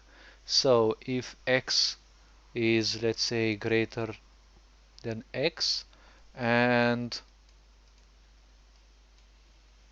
y equals y. Okay, so event is x is here. Okay, y is the same. So in terms of height, they are on the same line. So they are clearly on the right. Enemy will be facing 6. Okay, face right. Player face right. Okay, if it is smaller and it is equal, player will be facing left, right? This should be 4. Player looks left. Now x equals x, y is greater. If it is greater, it is down because y increases from up to down. So it is down, player will look down. If these two are equal and y is smaller, then it's up and player looks up. Yes. Alright. So these I will shorten into this. Yes. So let's see which are the cases when the player would look up. Okay.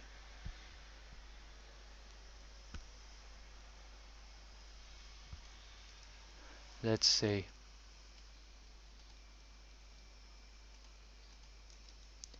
lower right plus lower left plus down.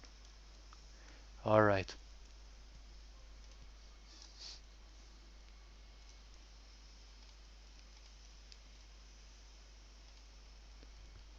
Okay.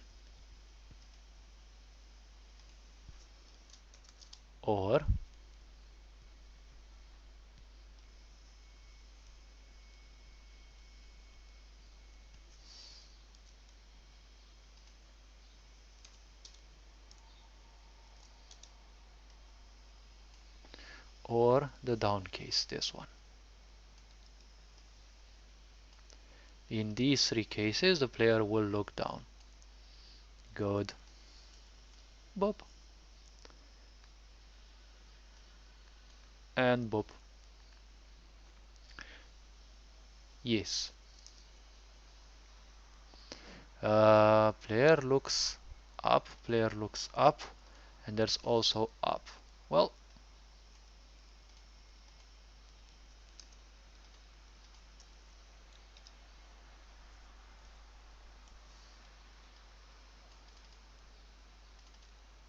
wait. Cut. Well, technically it's upper left, right? Well, upper right and up. Yes. So, one, breath, two, or. Okay. Cut, or this one.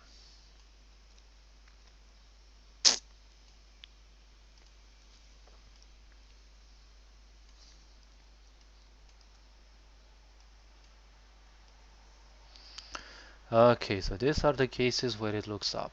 Good. This one goes boop, and this one also goes boop.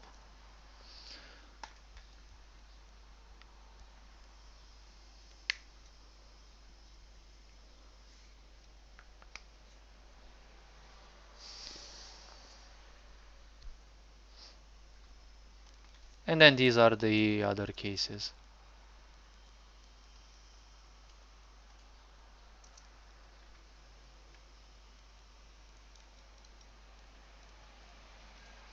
Okay, and I should add the special case overlap. Not sure it is allowed to happen, but can happen.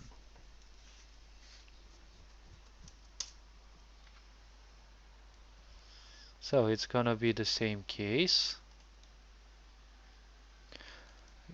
Player will look down in this case as well, where these and this are equal. Alright, good.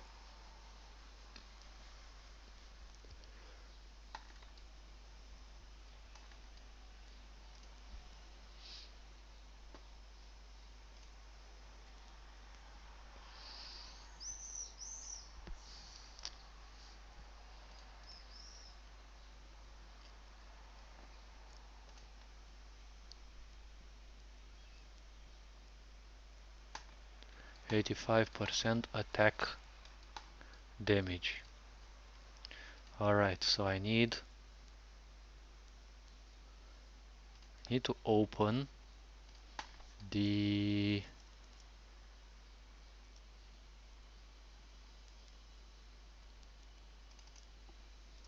player stats as well.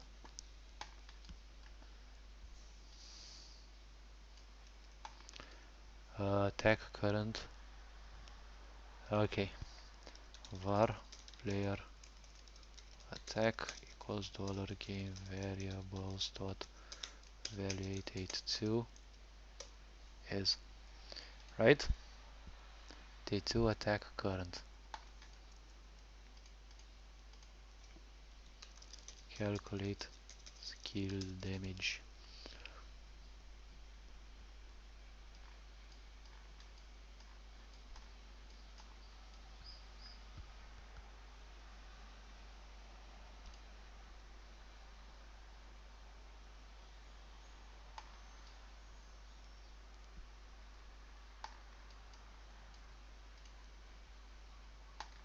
I'm not sure if this code is actually gonna be anything good, but I don't know how much more I can do, but I will focus on this for now.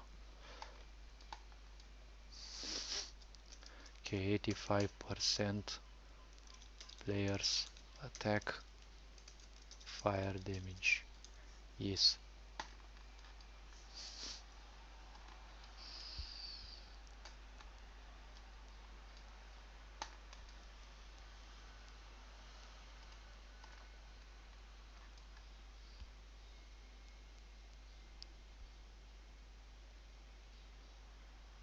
Okay.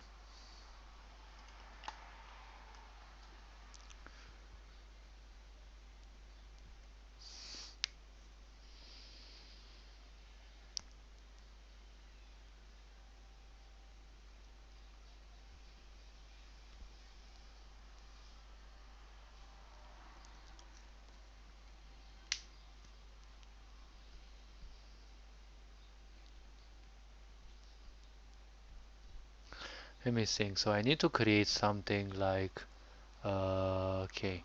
So find out the IDs first. Okay. So to see the IDs,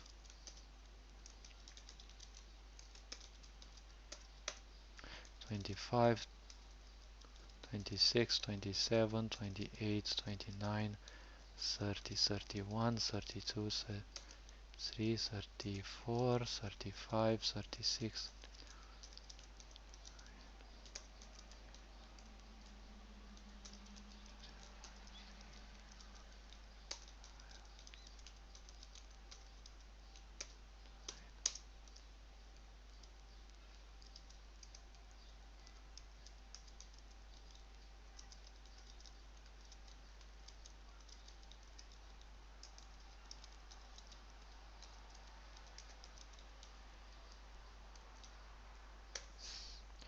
Okay, so technically these are the IDs. And then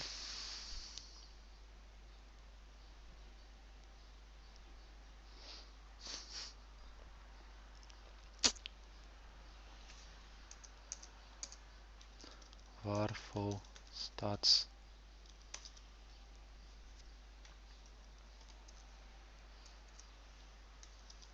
enemy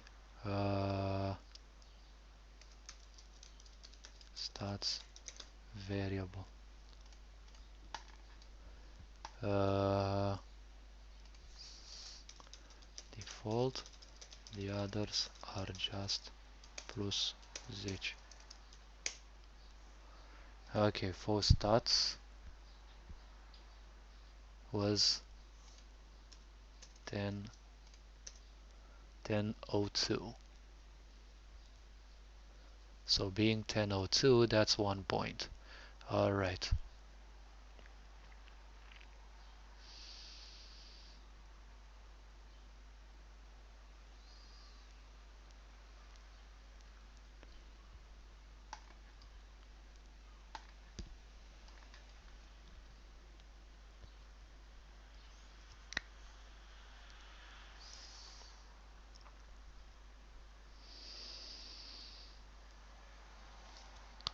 I want to simplify all this code so that I don't have to actually write all the possible nonsense here.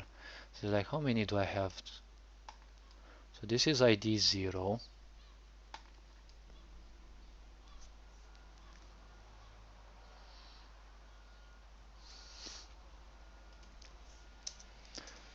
Varfo stats specific fo stats egal cu enemy IDs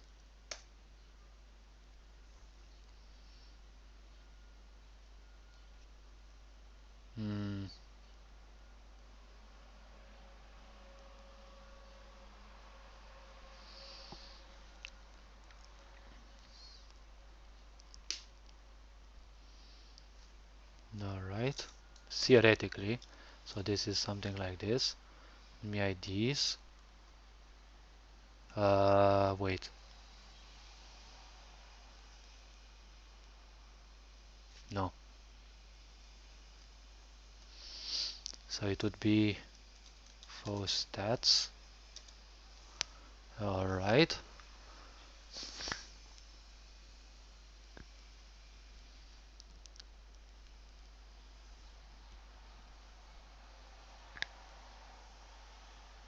Hmm.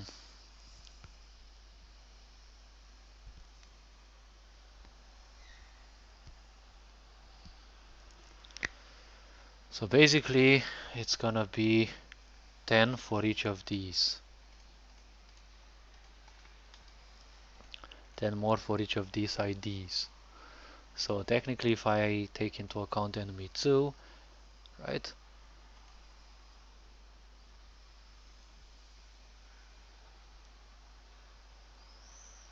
It's gonna be plus 10, wait, 10 times,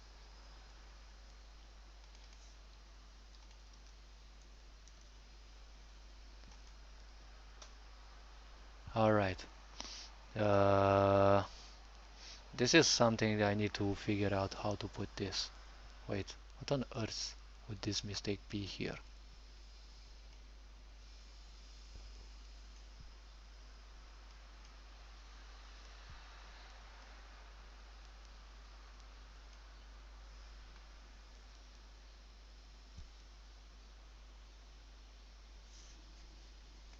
Where on earth do I have a mistake here?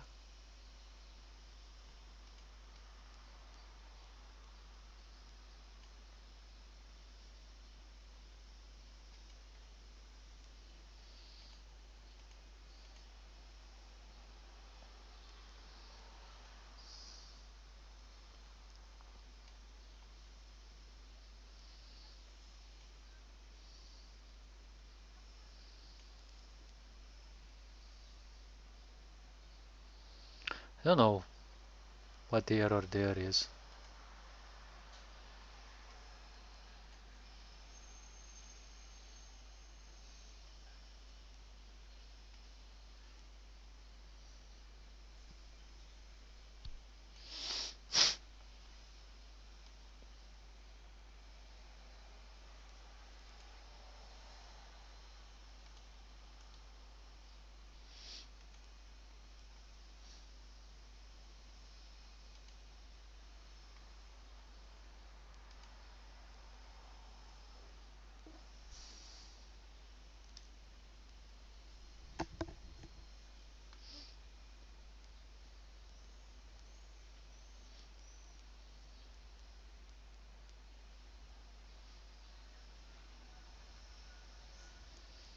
Oh, so that's the point here? I wasn't seeing this, wait.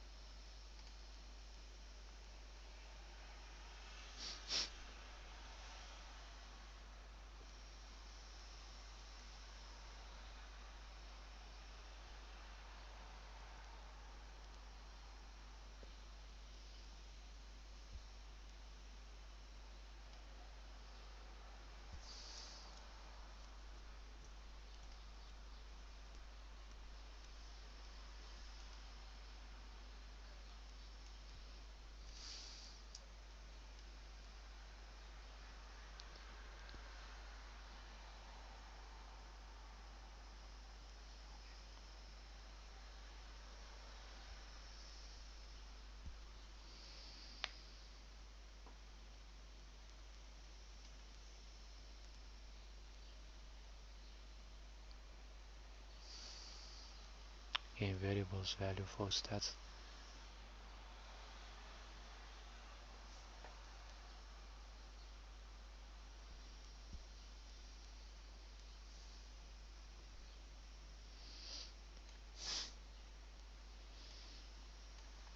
Yeah, that was a copy paste situation. Enemy IDs.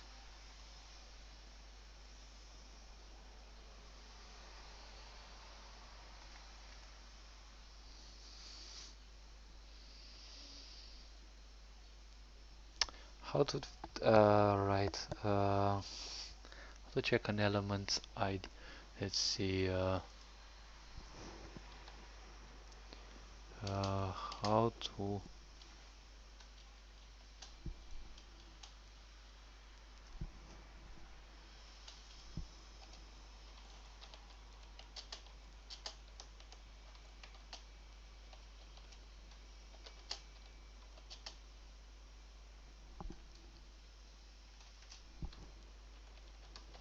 Let's see JavaScript array.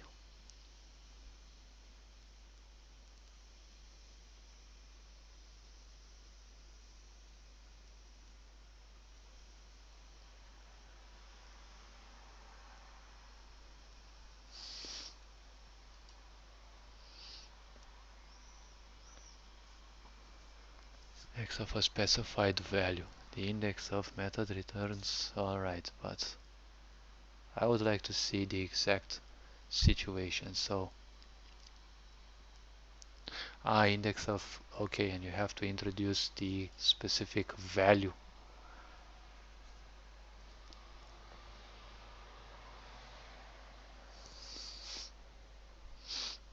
Hmm.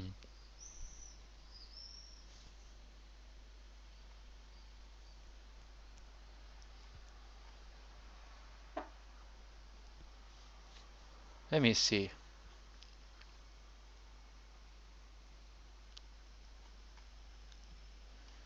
So the very simple point here is, come on, where the heck was I going? Okay, here. So we've got enemies.push, okay. Here I select which enemies are in range. Okay, range 1. And each of those enemies from 25 to 61 in terms of event IDs is put here into the enemies. Alright. So technically I already have an array. I don't need to create a bigger one. Okay.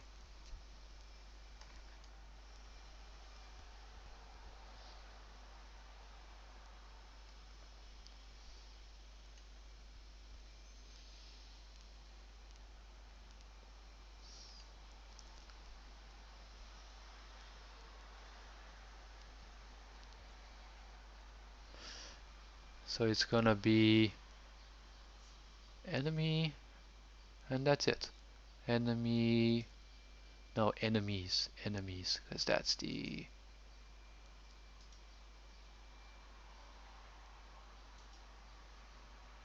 yes, that's the point. So it's enemies 0, right? Enemy ID 0.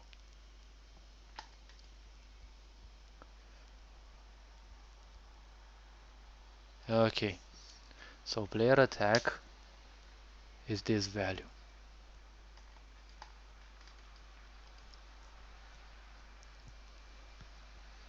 Alright.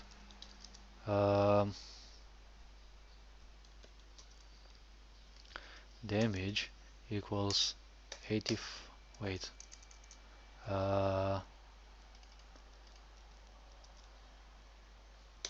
times 85,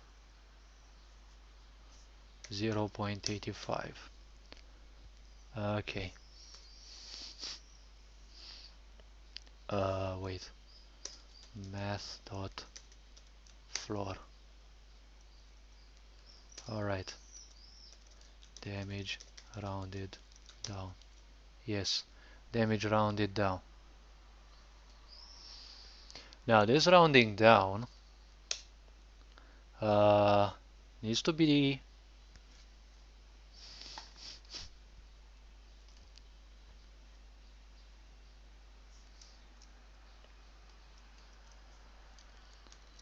instead of the above there is the enemies array created from the enemies IDs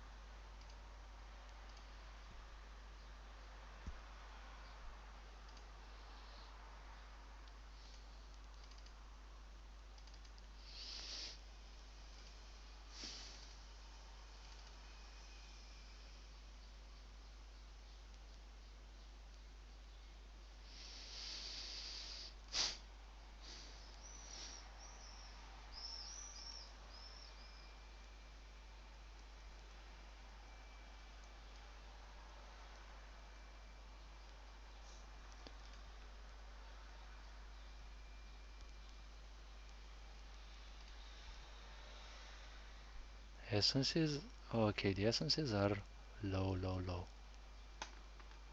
Okay, so these ones all need to be changed.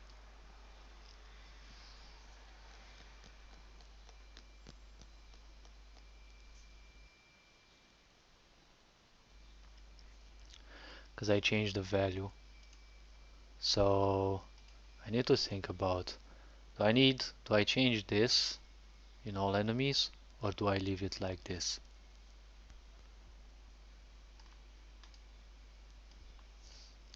I chose it to 44, and this one,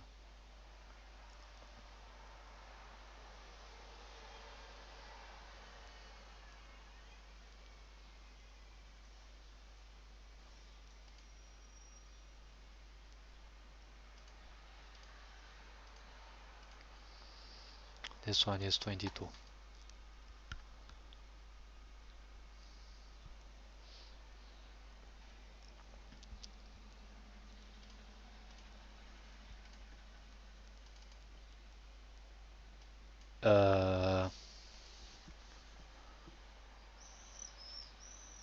Need to also minify it if I'm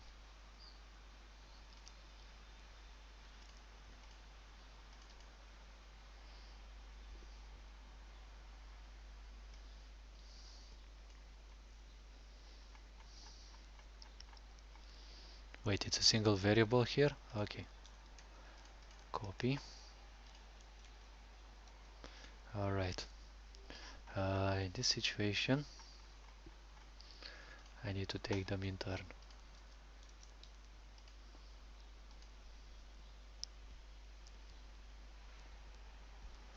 Uh,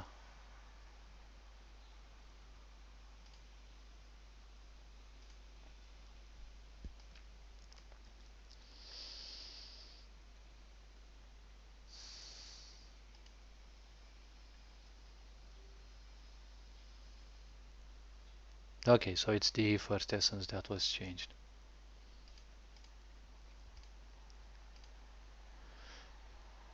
Okay.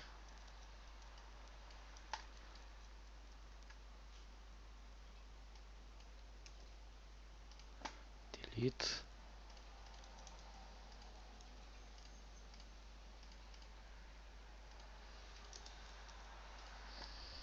All right.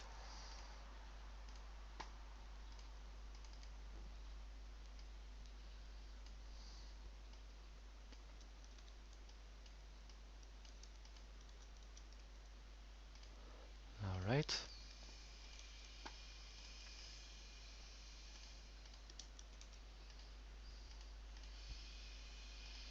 Okay, case 4.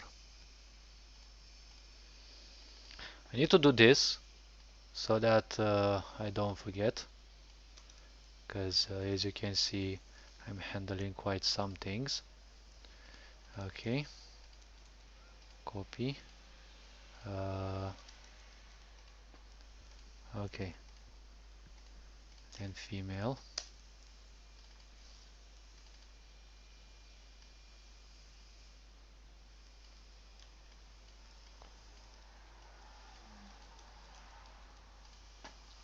All right. So make sure that you don't have to commit to a lot of changes. You make your skills and then you fully decide on the values. I don't know what I closed, but you know what? Let me close these as well, because I'm gonna definitely click on the wrong thing.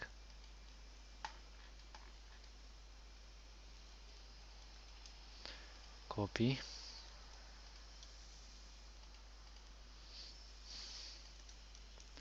For some reason I'm expecting these effects to be underpowered, but I'll have to test them when I'm done with the skill design, which obviously, as you can see, it's taking a lot of time. Alright.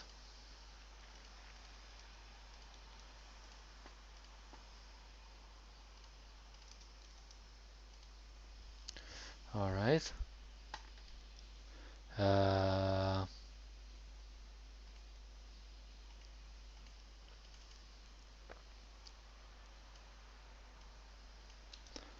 44, 22. Copy. Okay.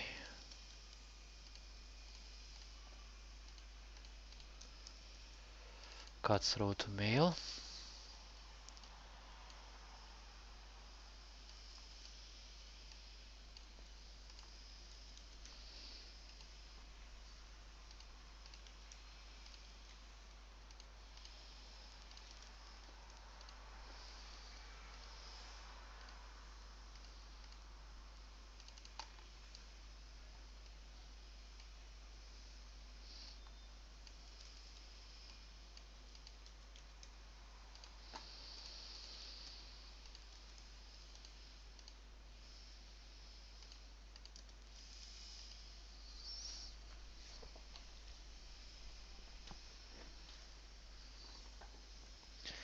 Okay.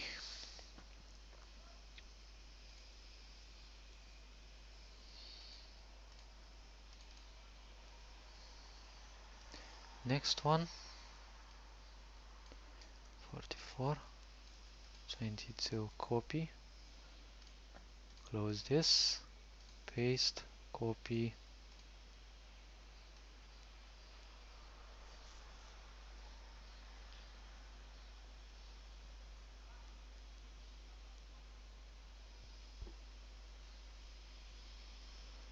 I don't know if I can actually find this.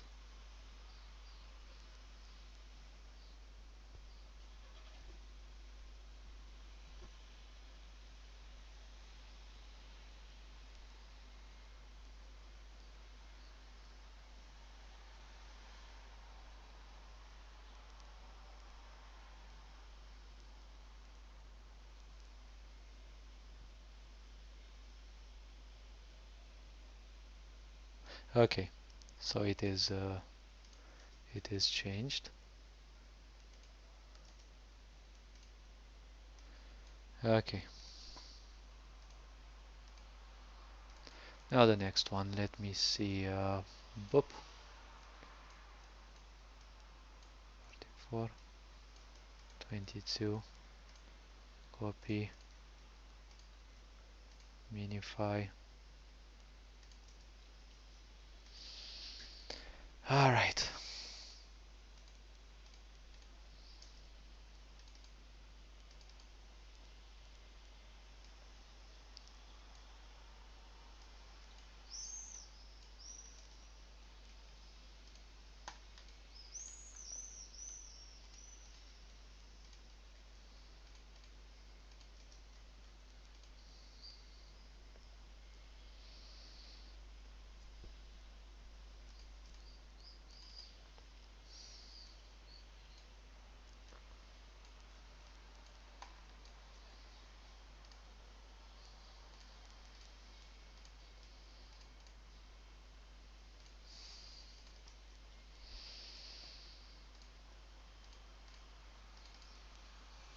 All right.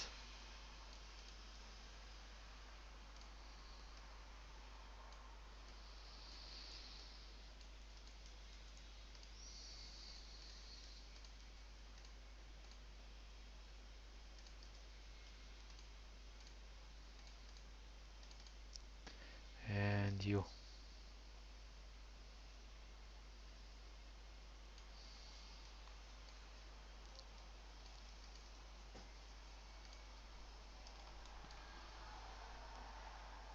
Oh, how cute. I've got a mosquito in my house.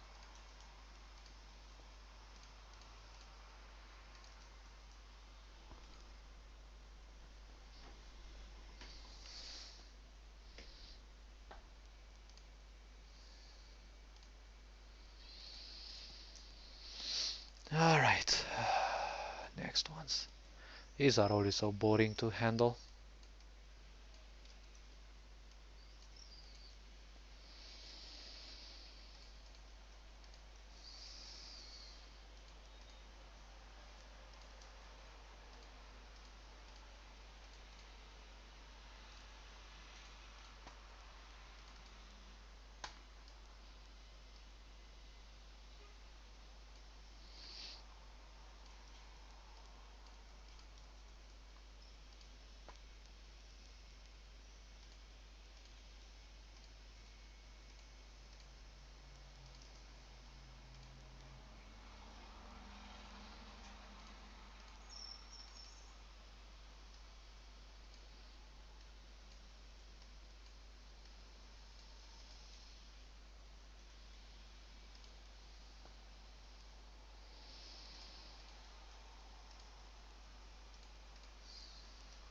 Oh wait, not this one, this one.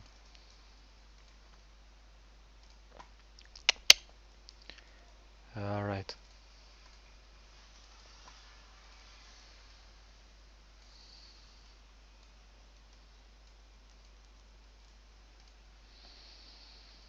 Alright. Okay, you here. That's why I don't want to commit to changing the effects. I have to go through so much shit to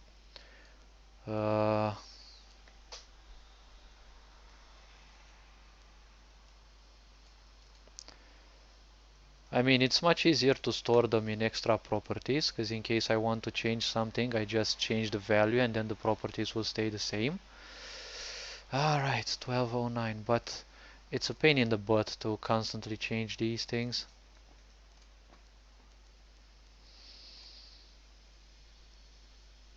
And I will obviously have to change these once I will commit to, once I will have all the effects and actually test these and see which skills are underpowered. Oh, come on, really now.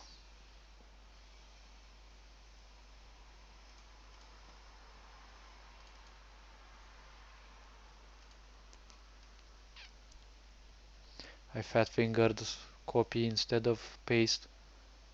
Um,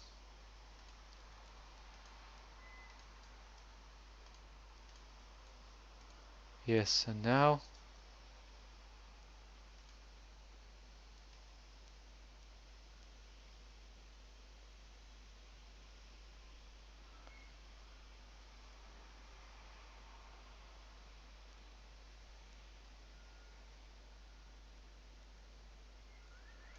okay, I said that that one was done.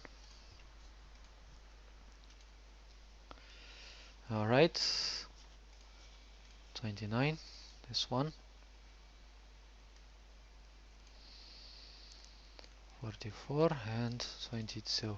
Copy, copy.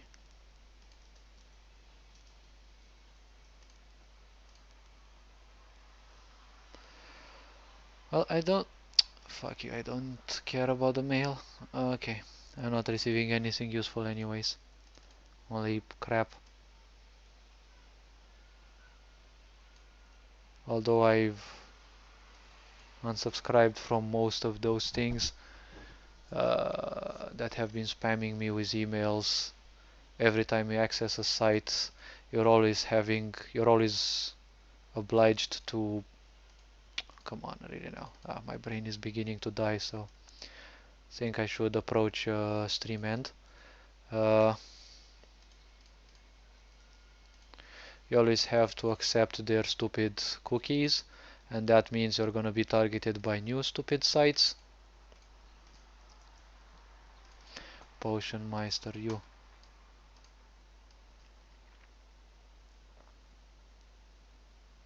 I'll also have to change the enemy's defense values. Yeah, I can feel how much my brain actually hates this part. Oh, come on. It's obvious. I can't think shit.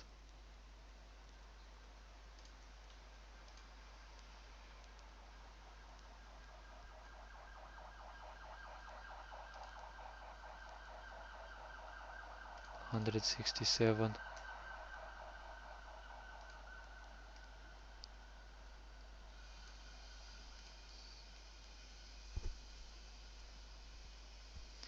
Okay, hit apply.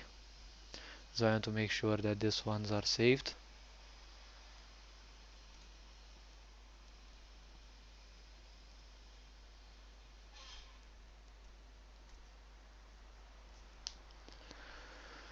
Alright.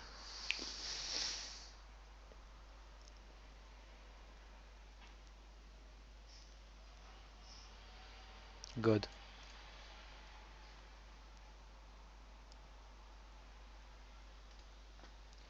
Now Potion Meister 2.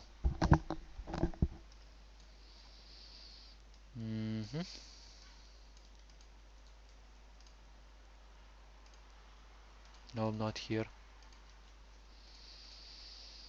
Ah, it's okay, Lita. It's okay, my brain. We're gonna finish these quick. It's not much left to handle. But this is so painstakingly repetitive, and repetition is the mother of all damage to your brain. Alright. This one is the final ID for this enemy. Copy.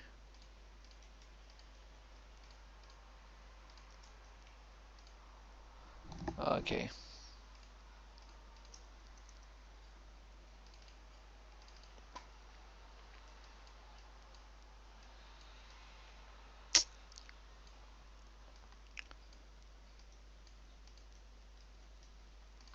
Copy. Oh, come on, really now. Ah, fuck my life. Actually, no, but nah, it's just a quote.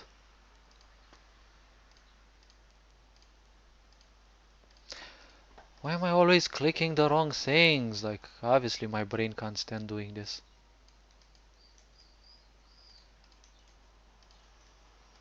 Alright.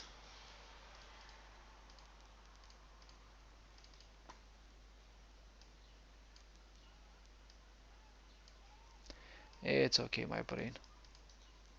We're almost done. We're almost done. Okay.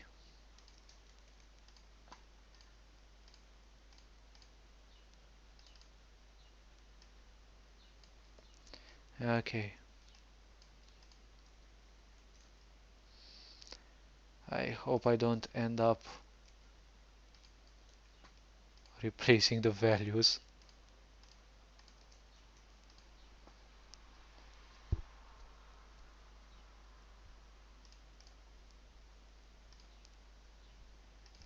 Alright. This one. Uh, 44, 22. Save.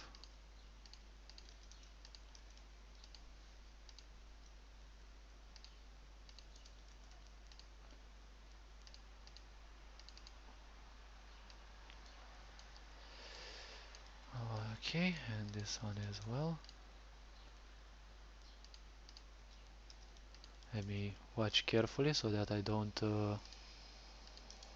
copy the thing again and have to reopen the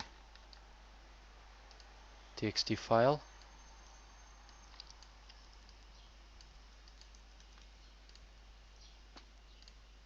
Third.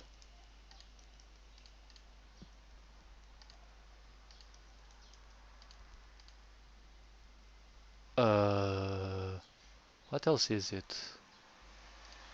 Okay, this one.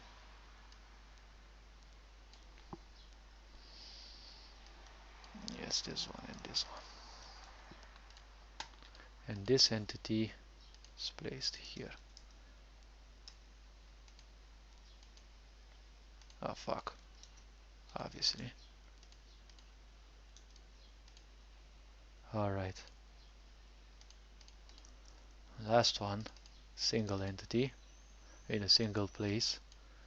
This is a boss, so it doesn't have multiple versions.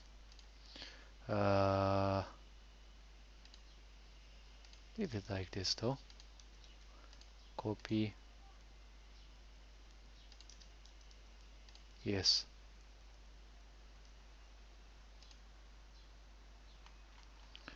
Now this till here.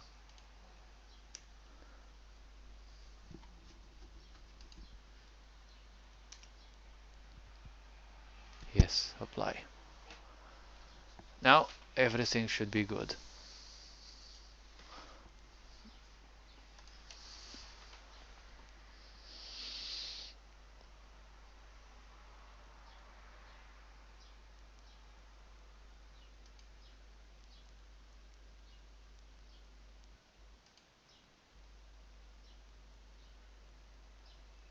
Yeah, okay, it's saving them.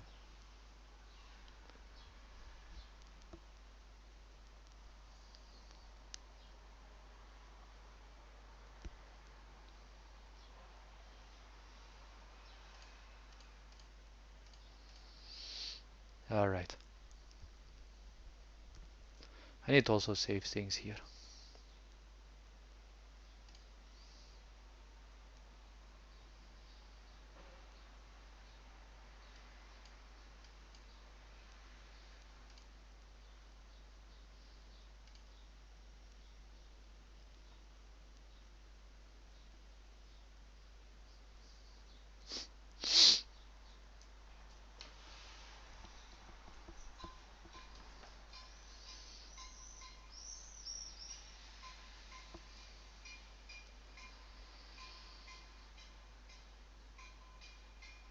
Good.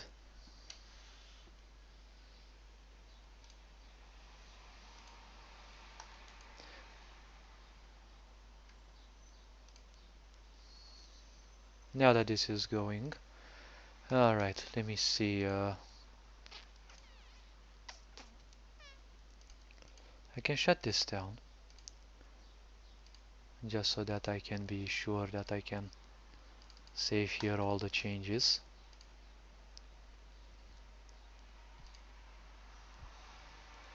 Yes.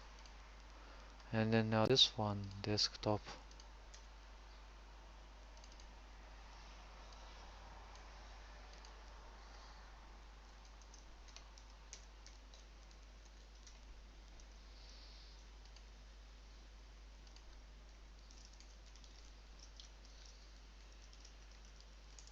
Wait.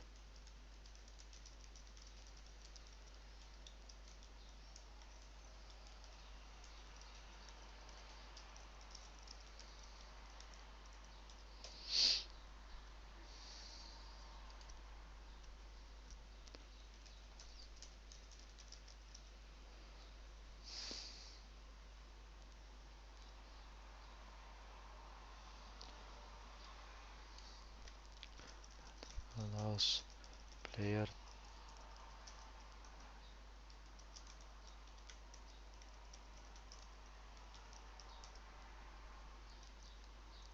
Alright. Added the.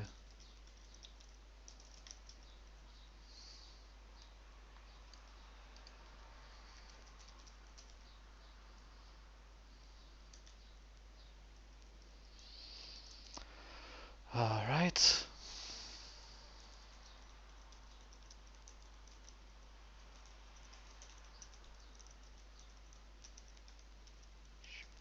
Possible essence to own weapon. Alright.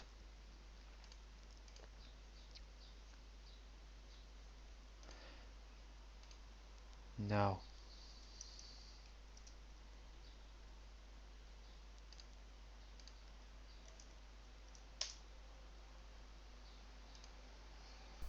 Don't think I need that. Now I need to think about this.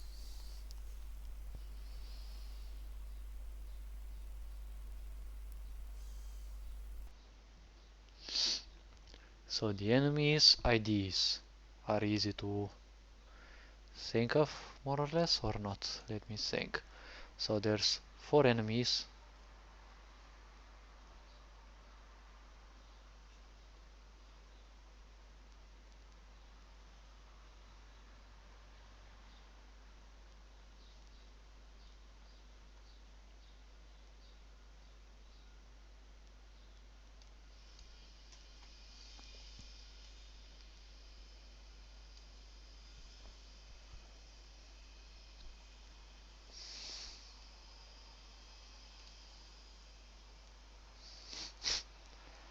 Okay.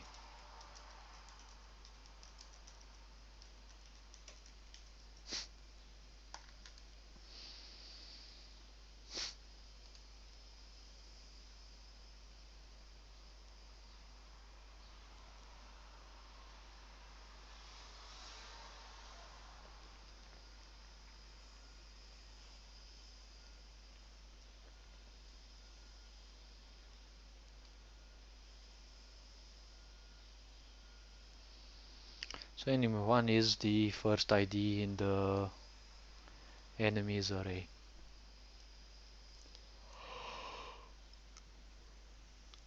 I don't want to use this, although it could be an idea, but I don't know exactly how to.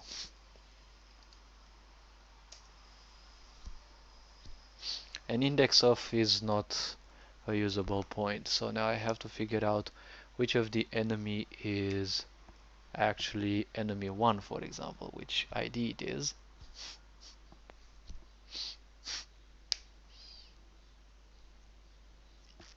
Hmm.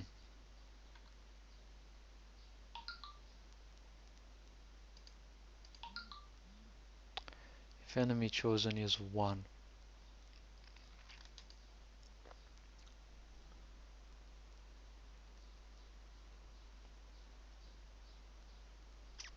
I could use the switch case for enemy.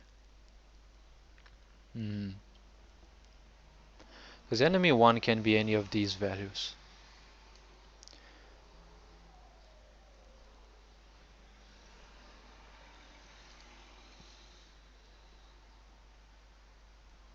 That's the point. So enemy 1 can be any of these values.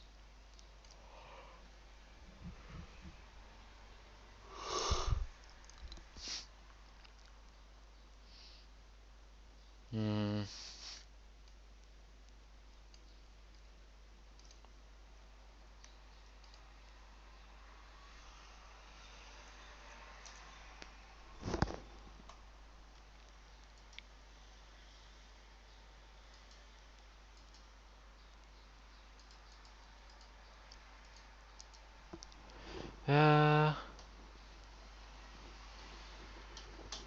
I think it was index of JavaScript, right? Let's see.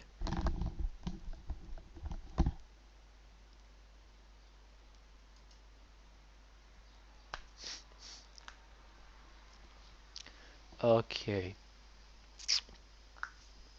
So now I need to say determine event ID of enemy 1. Yes, yes.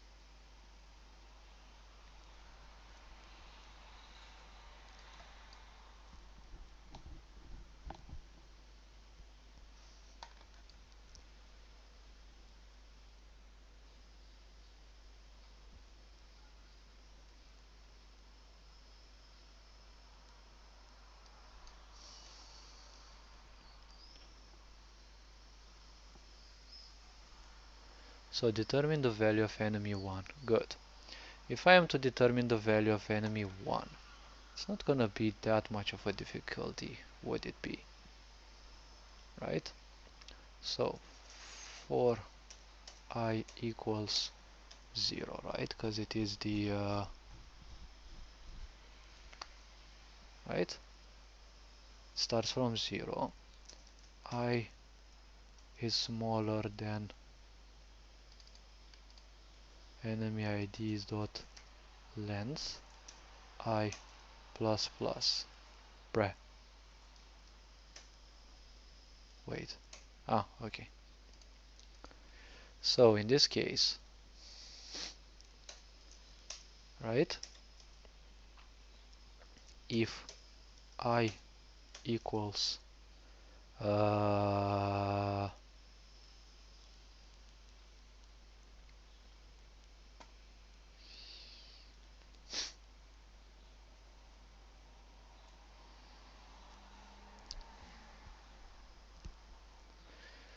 so how could I actually think about this?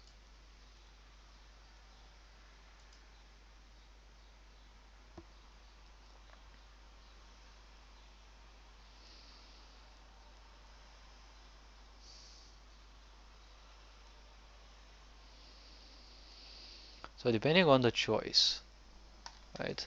This determines which enemy you can attack, okay, based on the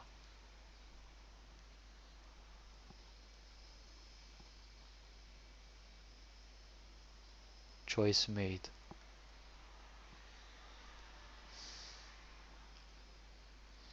So if I equals enemy 1, right?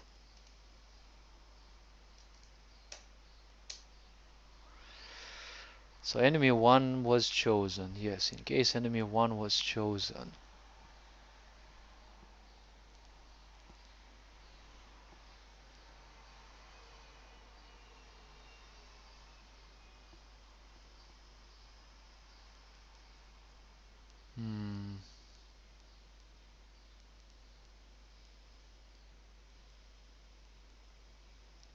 Let's think a bit. So I equals enemy 1. So enemy 1, what would it be? Only in this case.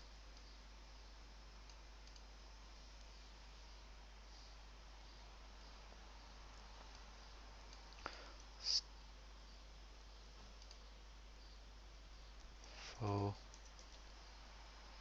stats var is 1000. Okay, so this is 1000. Any of these enemies? Okay, so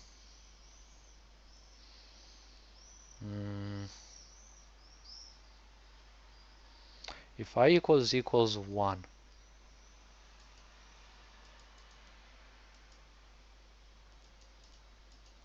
if I equals 1,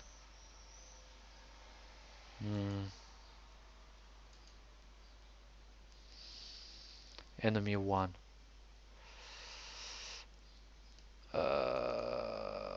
One case, obviously enemy 1 will be one of these situations. So when 1 is any of these situations, this should trigger. Find out which of those situations is, right? So let's see, var id would be equal to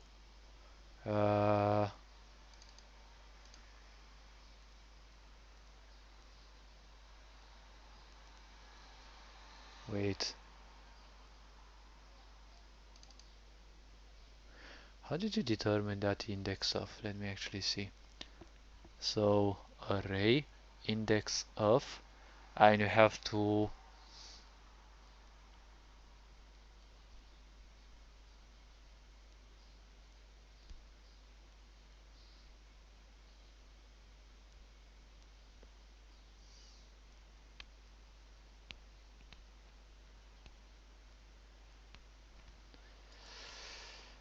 alright, JavaScript array index of, let me see this. So you have to actually introduce the specific index of apple 3.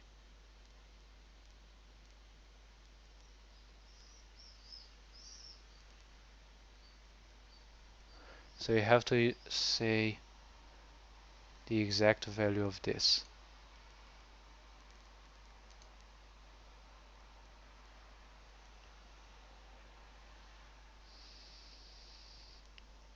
Or I could take into account the names, if it is by these names. And this one is variable 1402 because it's the first enemy. I can figure out any of the four cases. And then the code will get a bit more complex, but no, I would say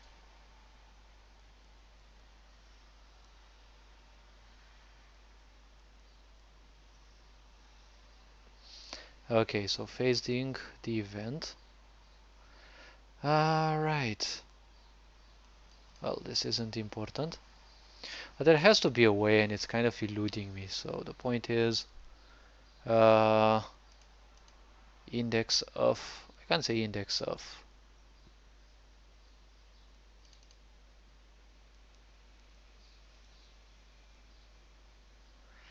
but theoretically I would say this dot index of, and I have to say the specific value of it. But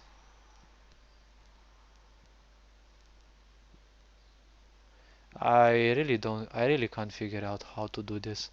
So how else can I actually determine the ID of enemy 1? Alright, or basically it is enemy's location 0 or index 0.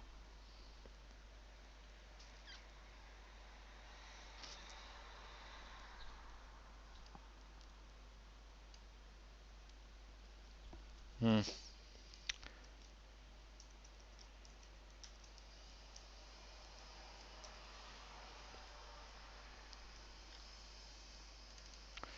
I can take it like this then. Because the idea would have been so simple, but I really don't know how to apply it in a more restrained way, because technically each enemy has the base variable value this, and then every new enemy has plus 10. So the second enemy has 10, 12, then comes 10, 22, 10, 32, so on and so forth.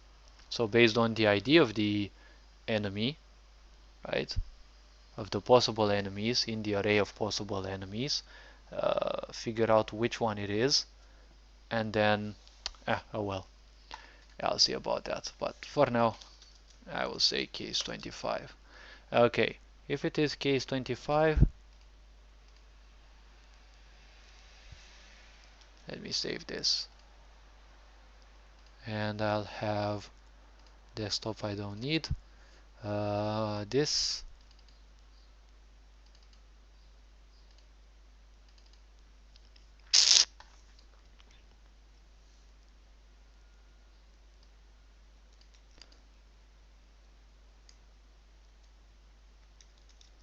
enemy HP, let's say current HP equals $game variables dot value 10 to.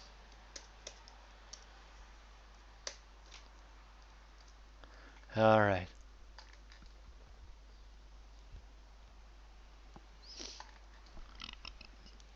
Okay.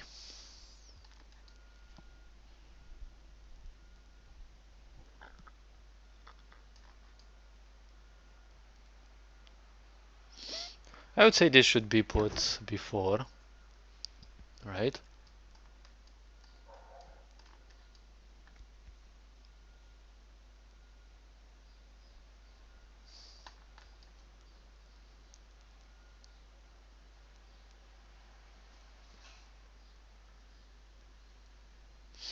Hmm.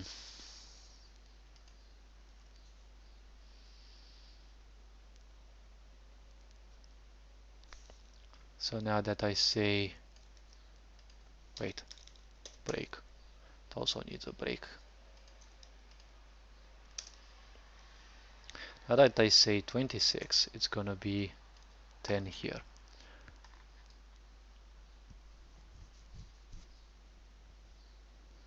And every time I do this, it increases by 10. So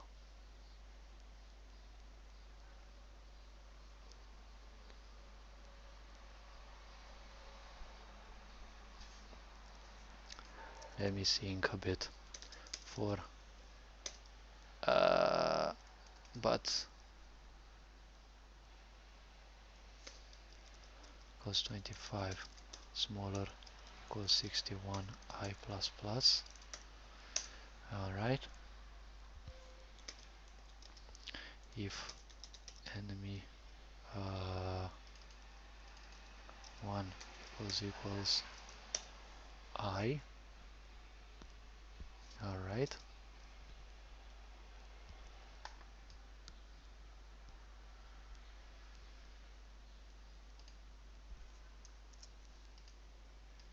so let me think a bit. Our current enemy HP,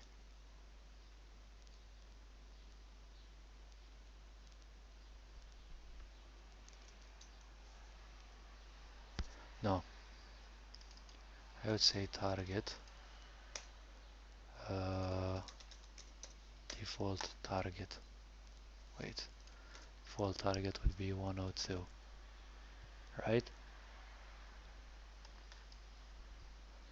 So in this part,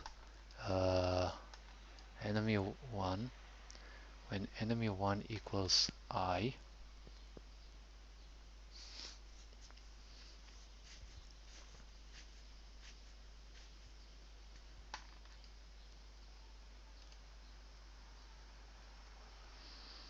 so is every iteration default target plus equals, no, equals plus 10. Alright.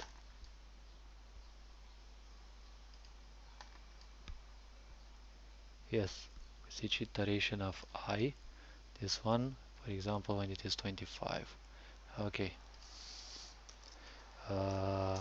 Stats variable.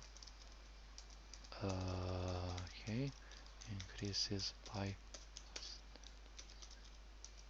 each enemy. Variables, no ID, not value. This is by 10 with each enemy. Yes. So now I can say var current HP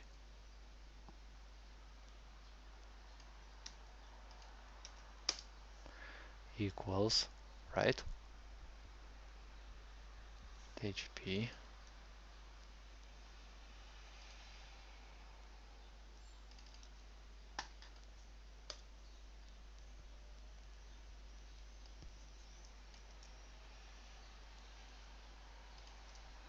and this should be the quick version, right? Okay. Determine event ID of enemy 1. No,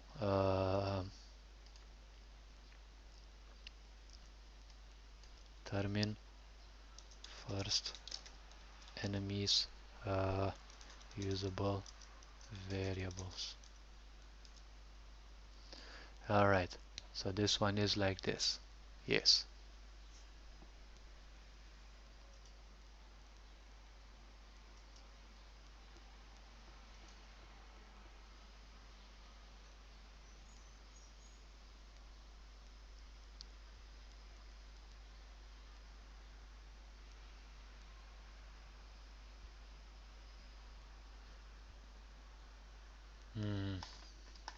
So these are the usable variables. Now I'm not sure what kind of a spaghetti code I made here.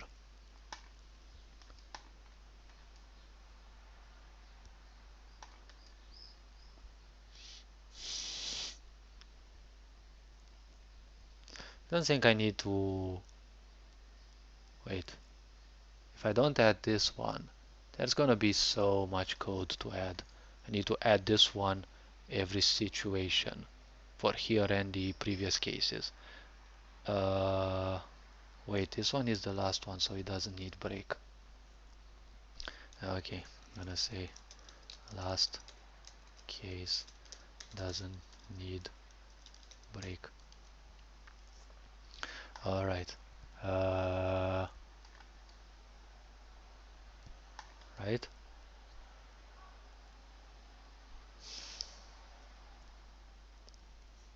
Good.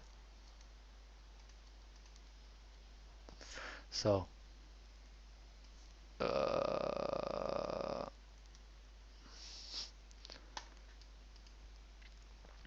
so that is the basic damage.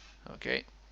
Now the basic damage needs to be reduced by no, not this one. This one.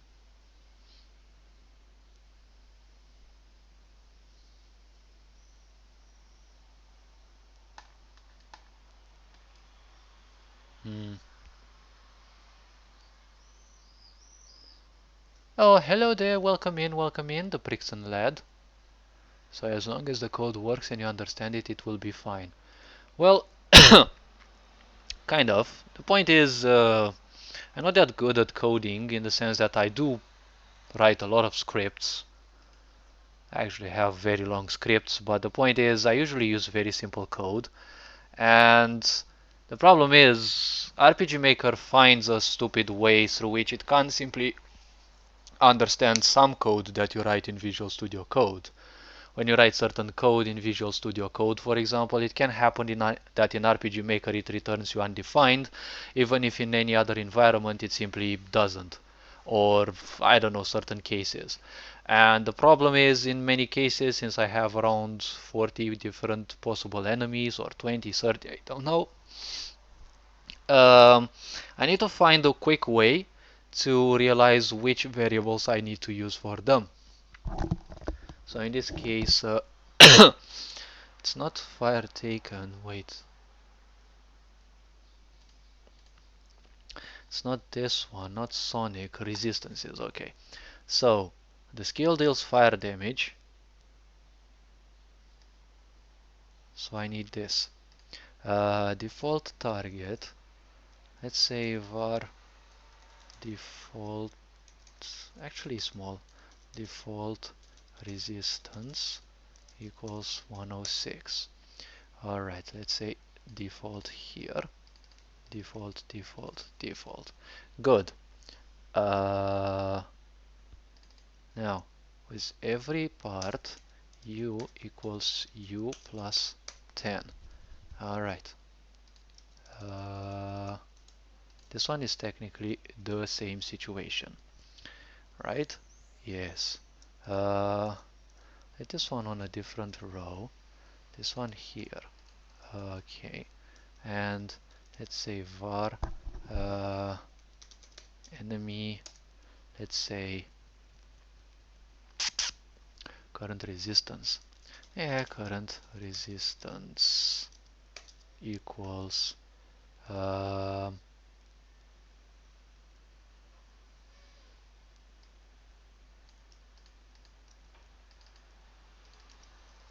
okay, we have a extra space here.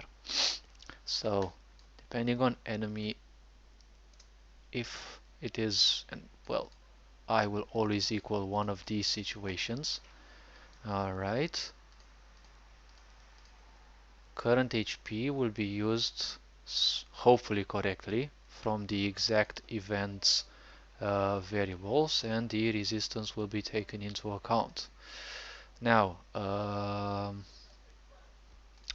resistance in this case is 0, but I can't say necessarily so, because other enemies will have higher, or some will actually have -1, and that's a problem because I have to adjust it.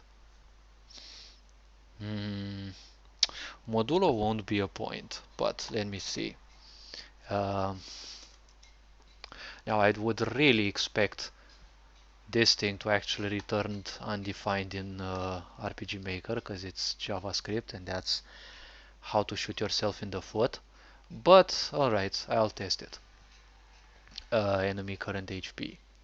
Alright, if now the resistance is no, I have no resistance under 0.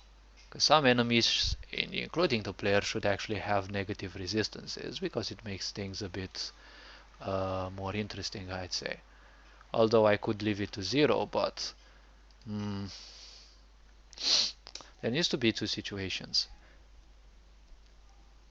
Wait, how does modulo actually work? But if I use modulo, it doesn't change anything. But I need to create a situation that understands or has the code understand something.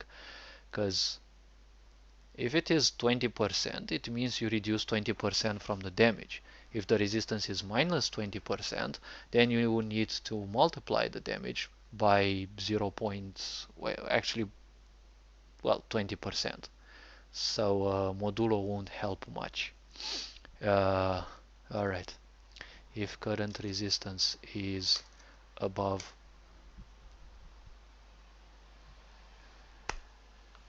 because technically there's two situations. If it is equal to 0, then you have base damage. If it is above 0, alright, so if it is above 0, let me actually put it like this. It's resistance.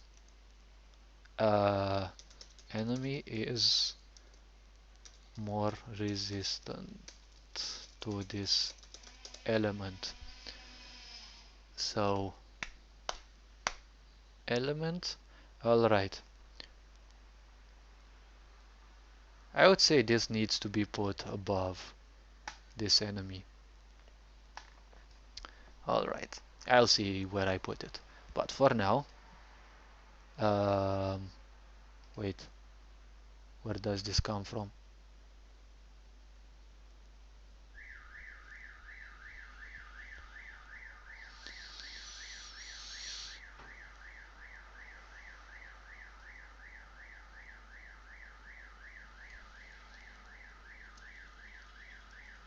Okay, leave these here for now.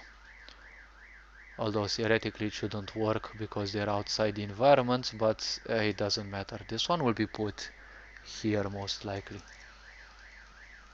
So,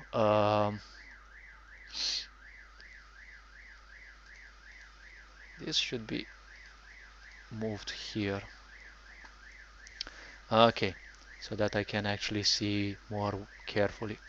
So it is resistant to the damage. So I have somewhere decided where the freaking damage is. Where the fuck is damage? Oh, my head spins. Ah, okay, player attack, player damage.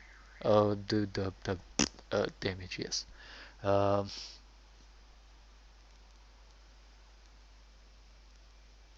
hmm. This again is a situation which is single. It is either 1, either 2, either 3, 4, 5, 6. The damage, however, is dealt to one single target. So in this case, I can do it for each inside of their own conditional, or I can put them outside of the conditional.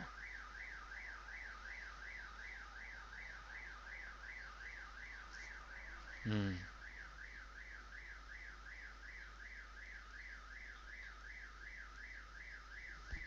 Enemy 1 or enemy 2 or enemy 3, enemy 4 and the such. So if this one would be equal to I, which is obviously gonna be a case.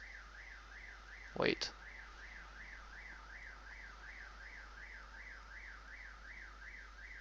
So the enemy can choose. The player will choose only one enemy to attack. Oh come on! Who the fuck actually starts their? Oh my gosh! Their stupid car alarm. All right. 5. So this shows how many enemies there are in range, and it will tell you in the condition in the choice which enemy you will want to attack. Okay.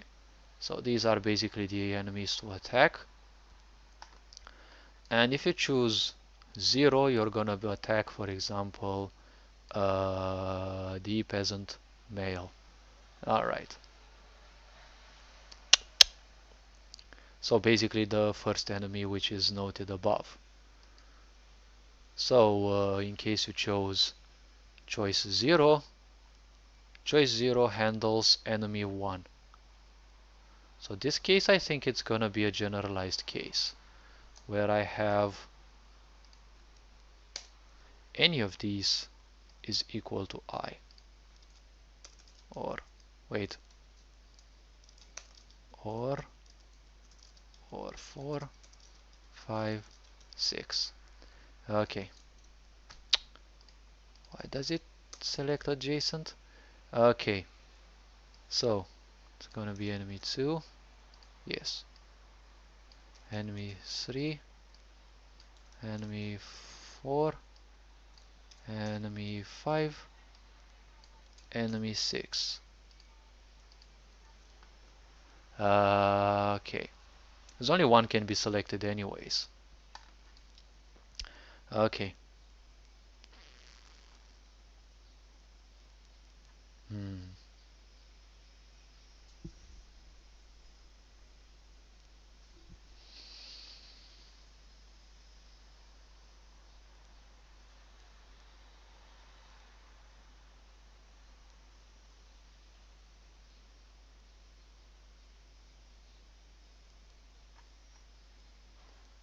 But what's the correlation then with chosen enemy is 1? If chosen enemy is 1, then enemy 1 is taken into account. So I can only use this. Let me determine the damage then. Alright, so the enemy is more resilient to the damage. So if it is higher than 0, damage should be, wait, var reduced damage equals damage minus what is that gonna be? So if resistance is 10, it means it's 10% damage less. So wait,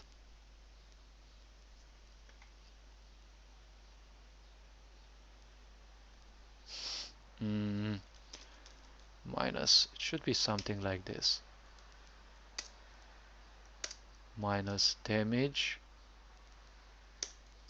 times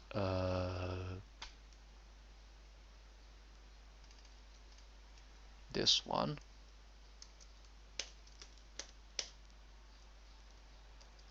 Alright.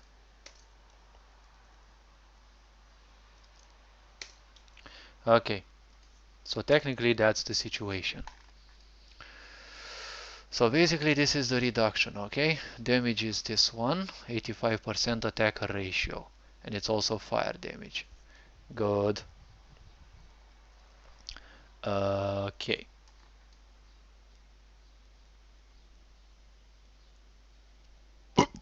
Wait a bit. Except there is one simple point. I haven't put here current resistance. This one needs to be anywhere above. Okay, I'm gonna leave it in enemy 1 and then copy paste it for each. And hopefully the game doesn't crash when I load up another 1 million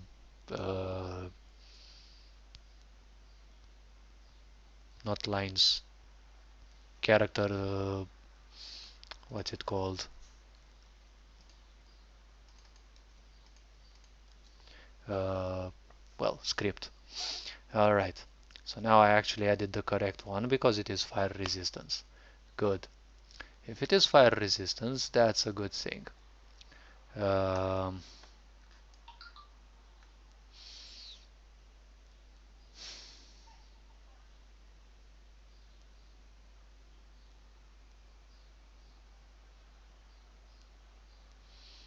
Now I think this one remains as I initially said it.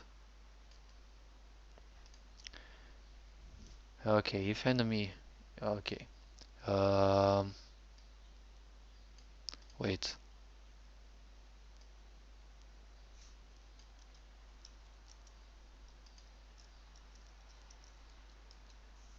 Okay. It's gonna take so long, I guess. Okay, var enemy equals enemy 1 equals I, alright, and then I find out which of these variables to use. Default resistance, it increases by 10 for each iteration, and hopefully it's the correct part, but I'll see.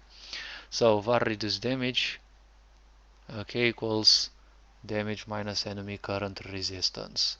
Alright, then there should be the other case, else if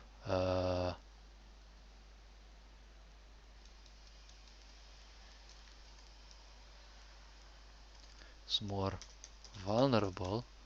Alright, in case this one is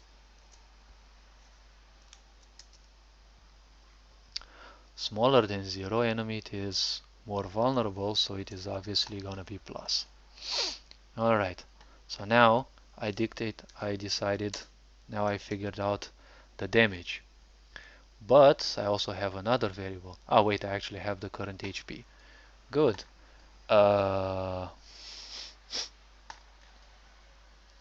So then comes okay, var reduce damage.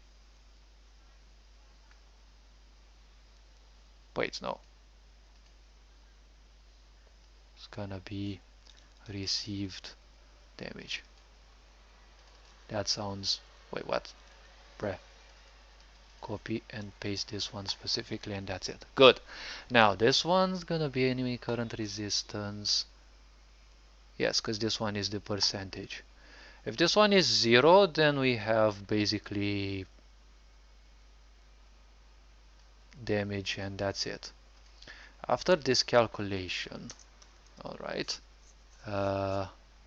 deal the damage to the enemy. Okay, so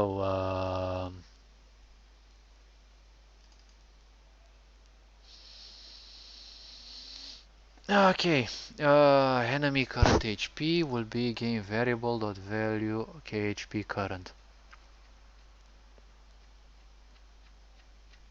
So it is this one. All right. So this one is now gonna be equal to this one minus received damage. All right.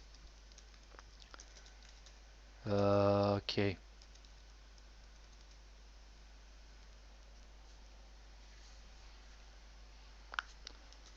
Find out remaining HP. Yes, yes. So enemy current HP is their current HP minus the received damage. Okay. And let me not forget that this is fire damage. Oh my fucking god, I need to write so much code for a stupid skill. Okay. So where's the I don't think I need to look in the console. I need that little script. Alright. Yes, yes, yes, yes, yes, this one. Okay, so properties can only be manipulated through the plugin. So I need to subtract no, no, no, no, no, no, this is not subtraction. Let me actually cut this one and put it here. So um,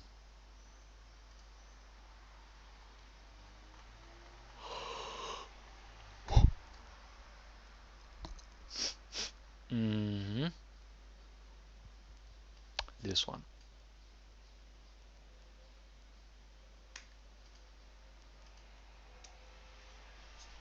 So this one. But this variable, I don't know which one it is because it is a generalized one.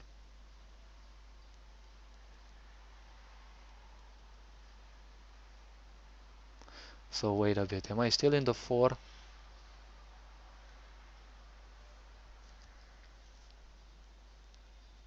This technically still needs to be in the 4 though. Because all this happens only if this ID equals I. So obviously, yes.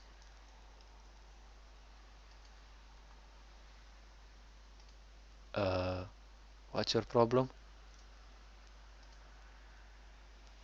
Ah, wait. Yes. That's what I was thinking about. Okay. So being still in the... Wait, so this is a for loop. Wait a minute. Let me actually format selection. Yes. Now I can actually see things a bit clearly. So 102 is gonna be default target. Okay, the current HP is gonna be this one.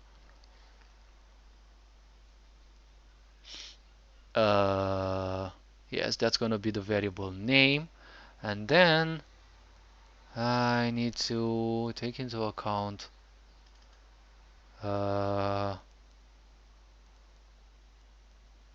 enemy current HP. This one is the one that needs to be added. Okay, so this is okay. Set enemy's HP. Good.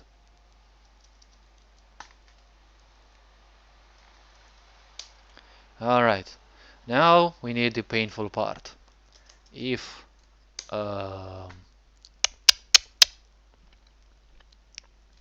dollar game variables dot value uh,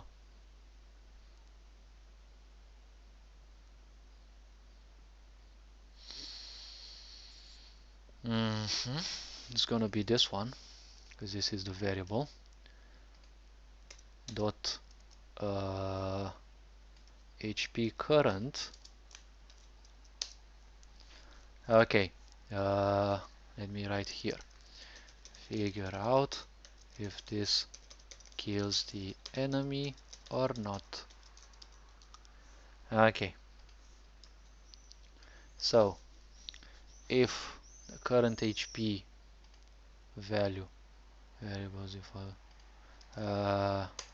is higher than 0, higher or equal to 0, no, it needs to be higher than 0. Yes, it is smaller or equal to 0. Yes. Okay, alive case, still alive case. Okay, then I will need to create a separate situation for all the possible cases that will trigger when the player deals an attack, and I think RPG Maker will crash from that, but oh well, I'm still gonna try it. Okay, so HP current greater than 0. Perhaps I should also start deleting some of the events that I'm definitely not gonna use anymore. Yeah, that's what I'm gonna do. Okay, HP current greater than 0, still alive case. Well, in this case, being alive, what are the changes that I need to do? So, the enemy has taken damage. When the enemy has taken damage, missing HP, current HP, missing mana, no, that's not important. Healing current, healing prohibited, no, that's not important. Invisibility, okay, here.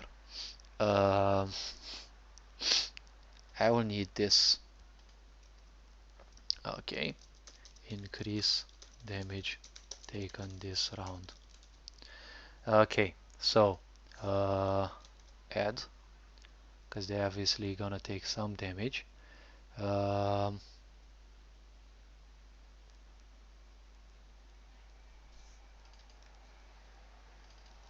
This value into so add this damage into default target into variable I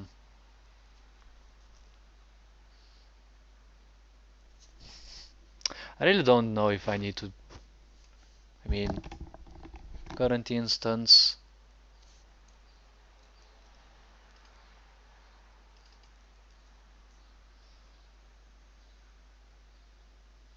Wait.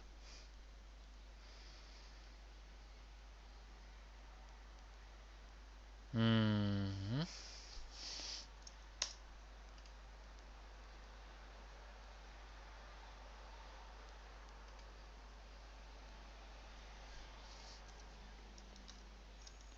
Uh, Damage var equals 1005. Yes, yes, because it is 1005. Good. So in this case, damage var equals itself plus 10. I think it was plus equals 10 or something like that. I don't remember exactly, but alright, I'll see about that. So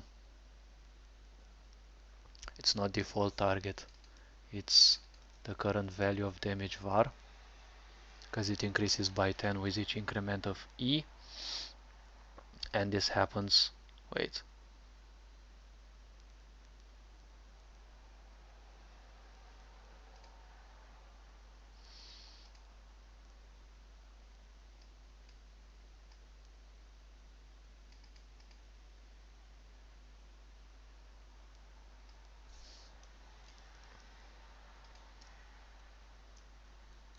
This needs to happen here.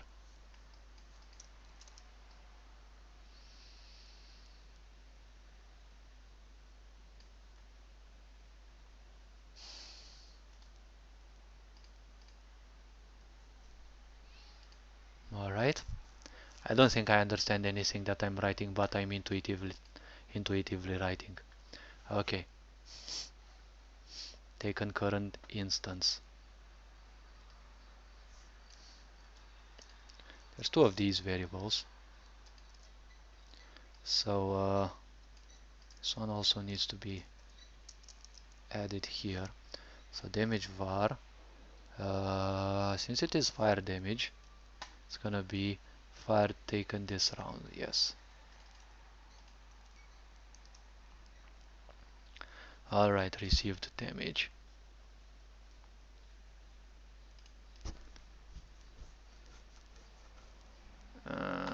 Anything else? I don't think.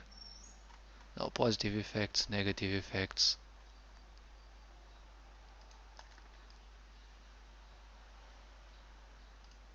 Wait, is there any? And well, this is the most I can actually code because I don't have the enemy effects. Yes, that's the point. And I think I shouldn't be coding the... No, I think I should stop here. Because I can't code the attacks. The enemies all will have some damage reduction, I think. Uh, mm.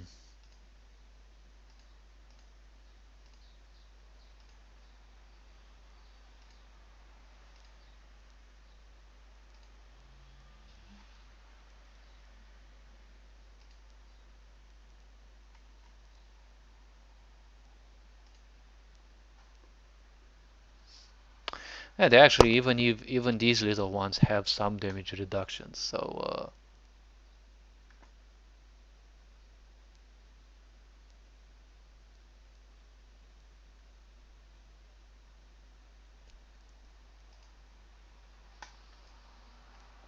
Mm, I think I should actually... Uh,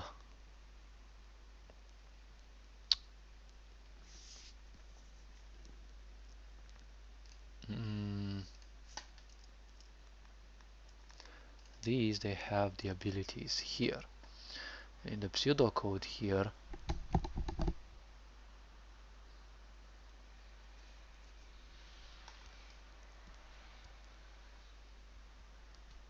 I need to check all of these.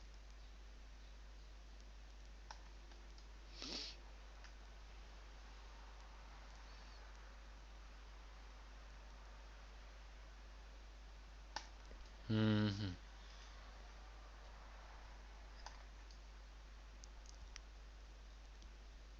That's why I'd want to make sure that I can actually make the code as small as possible.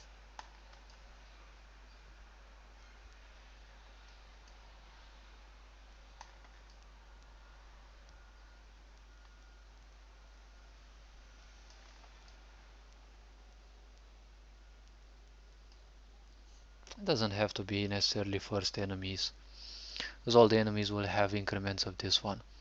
Uh,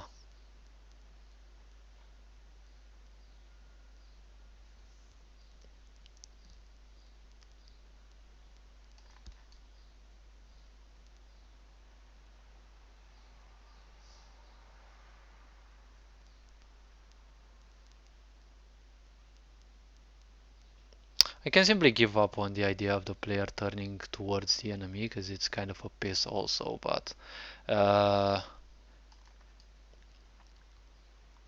instead of this, but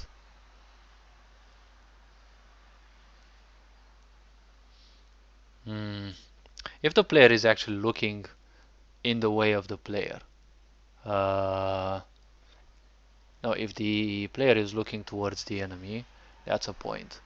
But it's gonna be a piss because the player actually has to turn their character in that direction, which would be easier to code, would be a bit annoying to the enemy to actually access the menu again, but it's not gonna be a thing. It's a personalized menu that works fast. Uh, that would be good. Because this code will be a piss to actually constantly but how do I actually figure out if if the player is actually facing the enemy?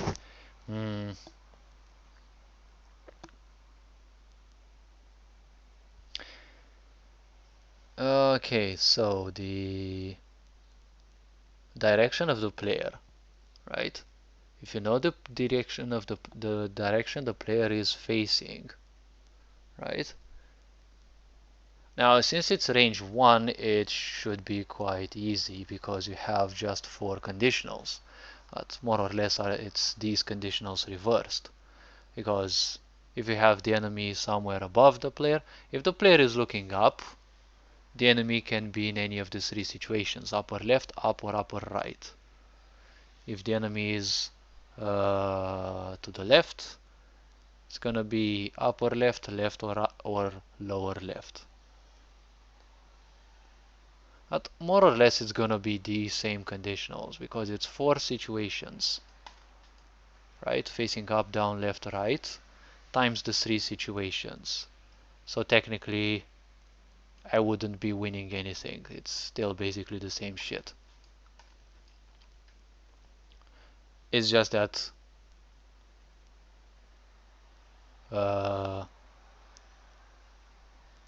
in this case I can actually say, okay, the player turns towards the enemy, and in that situation I tell the player, well, you have to turn your character towards the enemy, or if they are already, they can proceed further with the code. Now leave this one.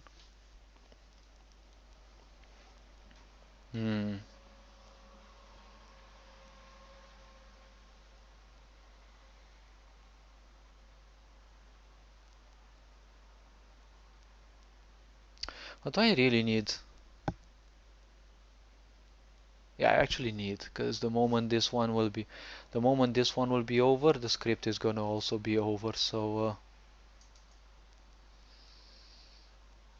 okay, perhaps I'm gonna think about deleting some of the player skills and probably adding some simpler ones. For now I can't do shit. Okay, so this is an attack.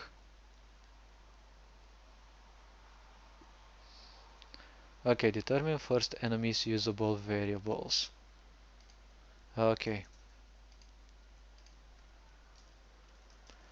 Determine if blocked or not. Range 1. Range 1 equals block. Not dodge. Alright. So,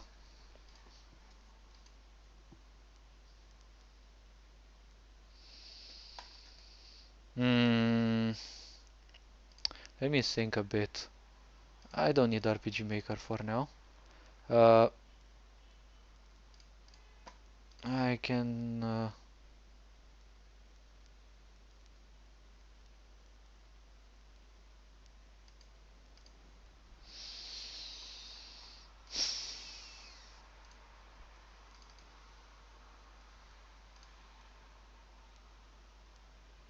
no, I need this player. Typically all the attacks have 100% chance to win, to hit for the player, more or less.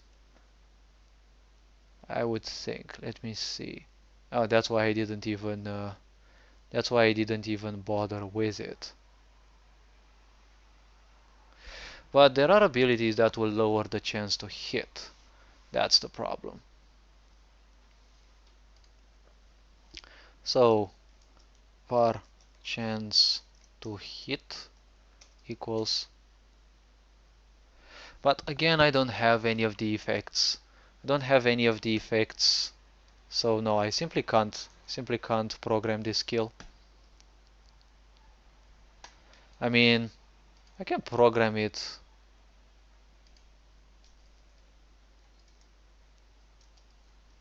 Alright.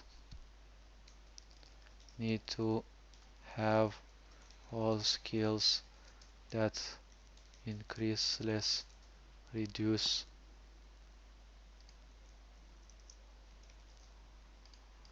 hit chance.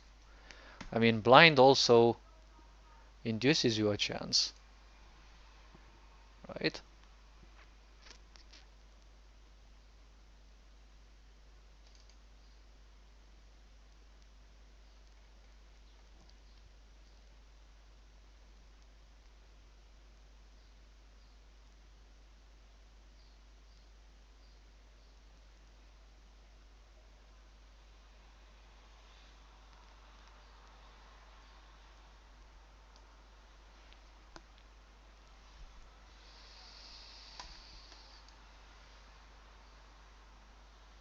And they also have those special effects of theirs. Yeah, it's gonna be a piss.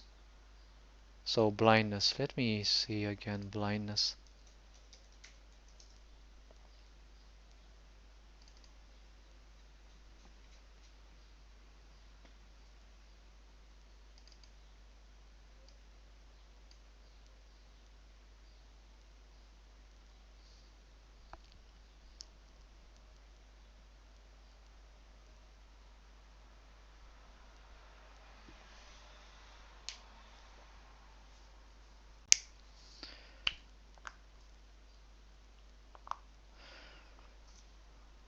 Alright. Well, effect range -1. Well, it can't be reduced for attacks. I should also take that into account, because melee attacks you can't have them have range 0 though. Alright. All abilities have their cast range reduced by 1. Yes, and also stack or not stack, that's gonna be something to take into account. But ultimately, I'll need to actually take into account all of these. But can actually put all of these conditions into what's it called? A common event. But the common event will have to take into account each of the variables, each of the possibilities for the enemies. Um,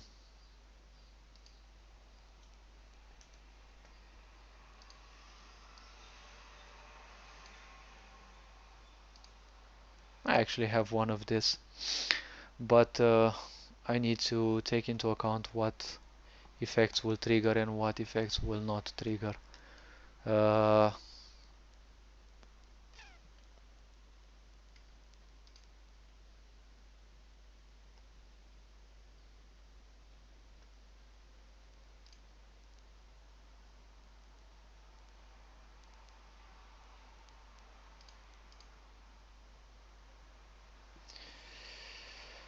so battered reduces damage, increases actually damage. Bleeding doesn't have any effect. Blindness induces a chance that your attack will fail.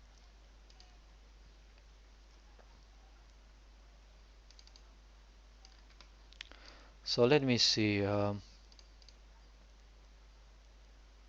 No, this needs to be a script. It's gonna be $game variables dot value.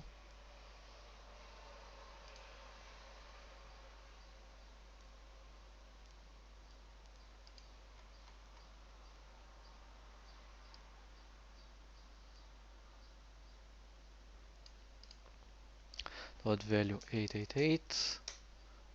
Dot property. Let me see. Blindness duration different than 0. Okay, if player is blinded, alright, calculate hit chance. Okay, so there is a default 40% chance according to the condition to actually, well, fail.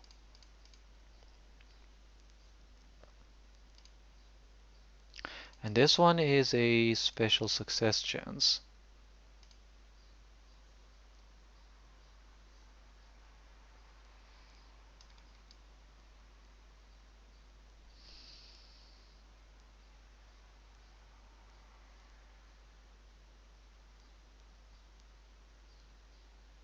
But the player also has certain stacks that allow you to that increase your chances to hit or not to hit. Or wait, no, blindness should be simple. Those chances shouldn't be reduced or increased, because then that which counters blindness will be made even more useless. Alright, let me see chances. Bruh.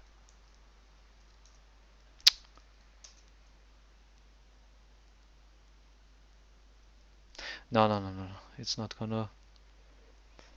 not gonna be important.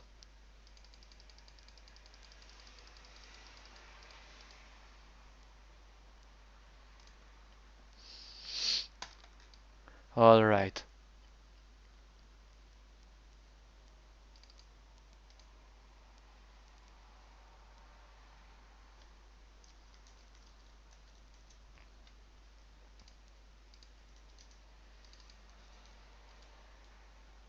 Ranged attack. Alright.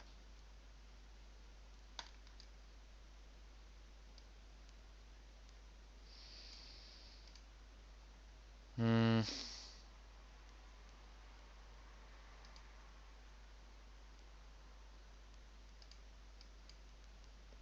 So, in this case, I would say have variable 283, which I've been using, I think, for randomization purposes, yes. So this one will be 100.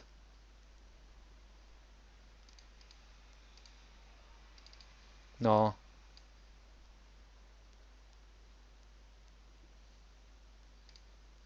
let me try a script. So var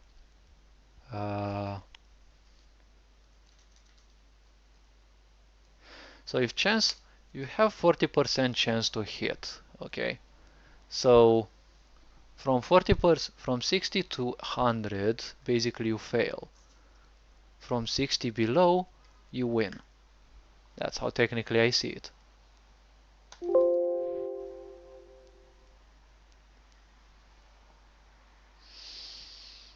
Hmm. Let's say var randomize. No, no, no, no. Use global variables. It's gonna be easier. Variables 283, random from 1 to 100. Yes, yes. If conditional branch variable 283,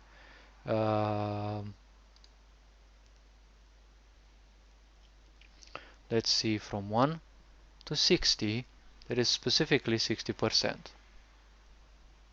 right?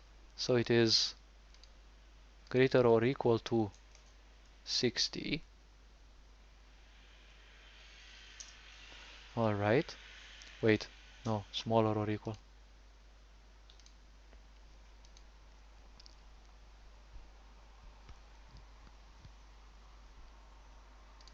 No, okay.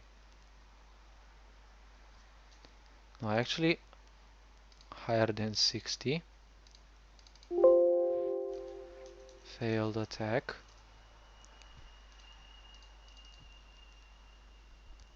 Alright.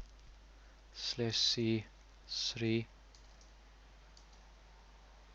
Not 10. Attack fails.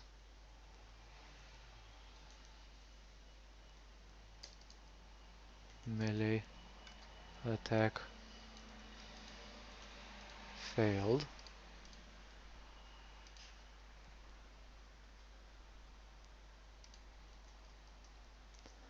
%40 chances for melee attacks to miss.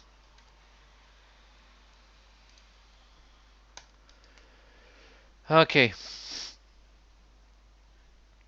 Good.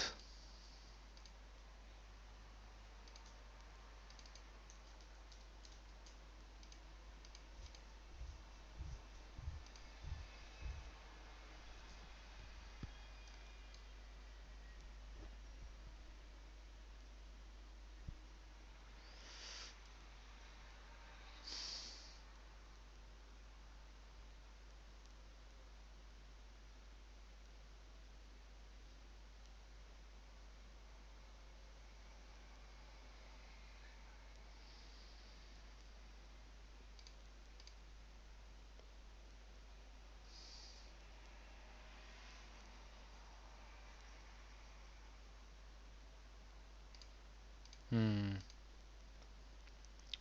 Healing, this round mana, and whatever else can it be?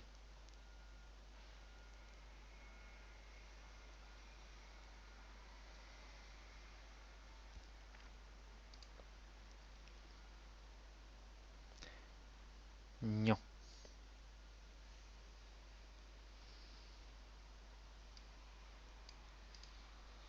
Hmm.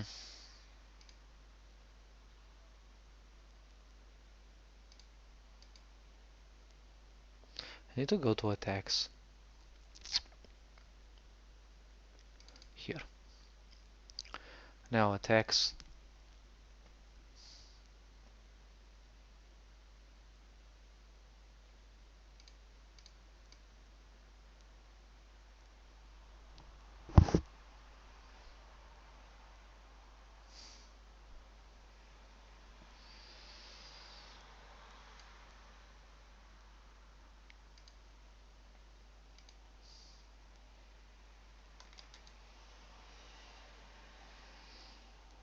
Alright.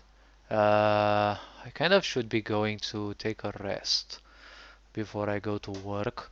So, yes, I kind of have spread all around with this. Uh,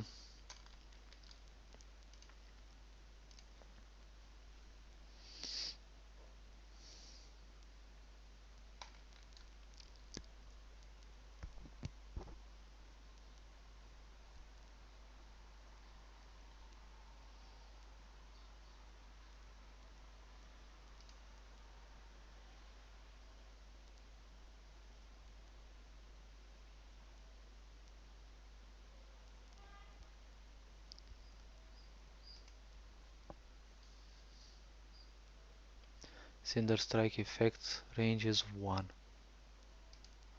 I'll have to figure out how to arrange these things now. I'll actually I'll have to think of a lot of things. I will end the stream here for now. Like I will literally end the stream here because there's too many details that I have to take into account and I have to make a good mapping on how to arrange those. Other than that, it's gonna end up in a disaster and I really don't want that. And I've been thinking for quite a lot of things till now, and I need to refresh my mind a bit so that I can think clearly. Thank you for joining. Thank you for not being toxic. You are appreciated. Thank you for sharing some of your ideas.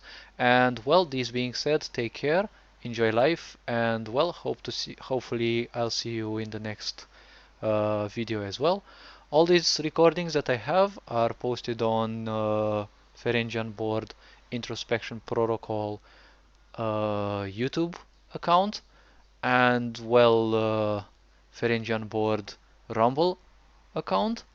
There you find things about programming, things about spirituality, and well, me testing or even playing video games. This being said, take care, enjoy life, and well, Ferengian Board signing out.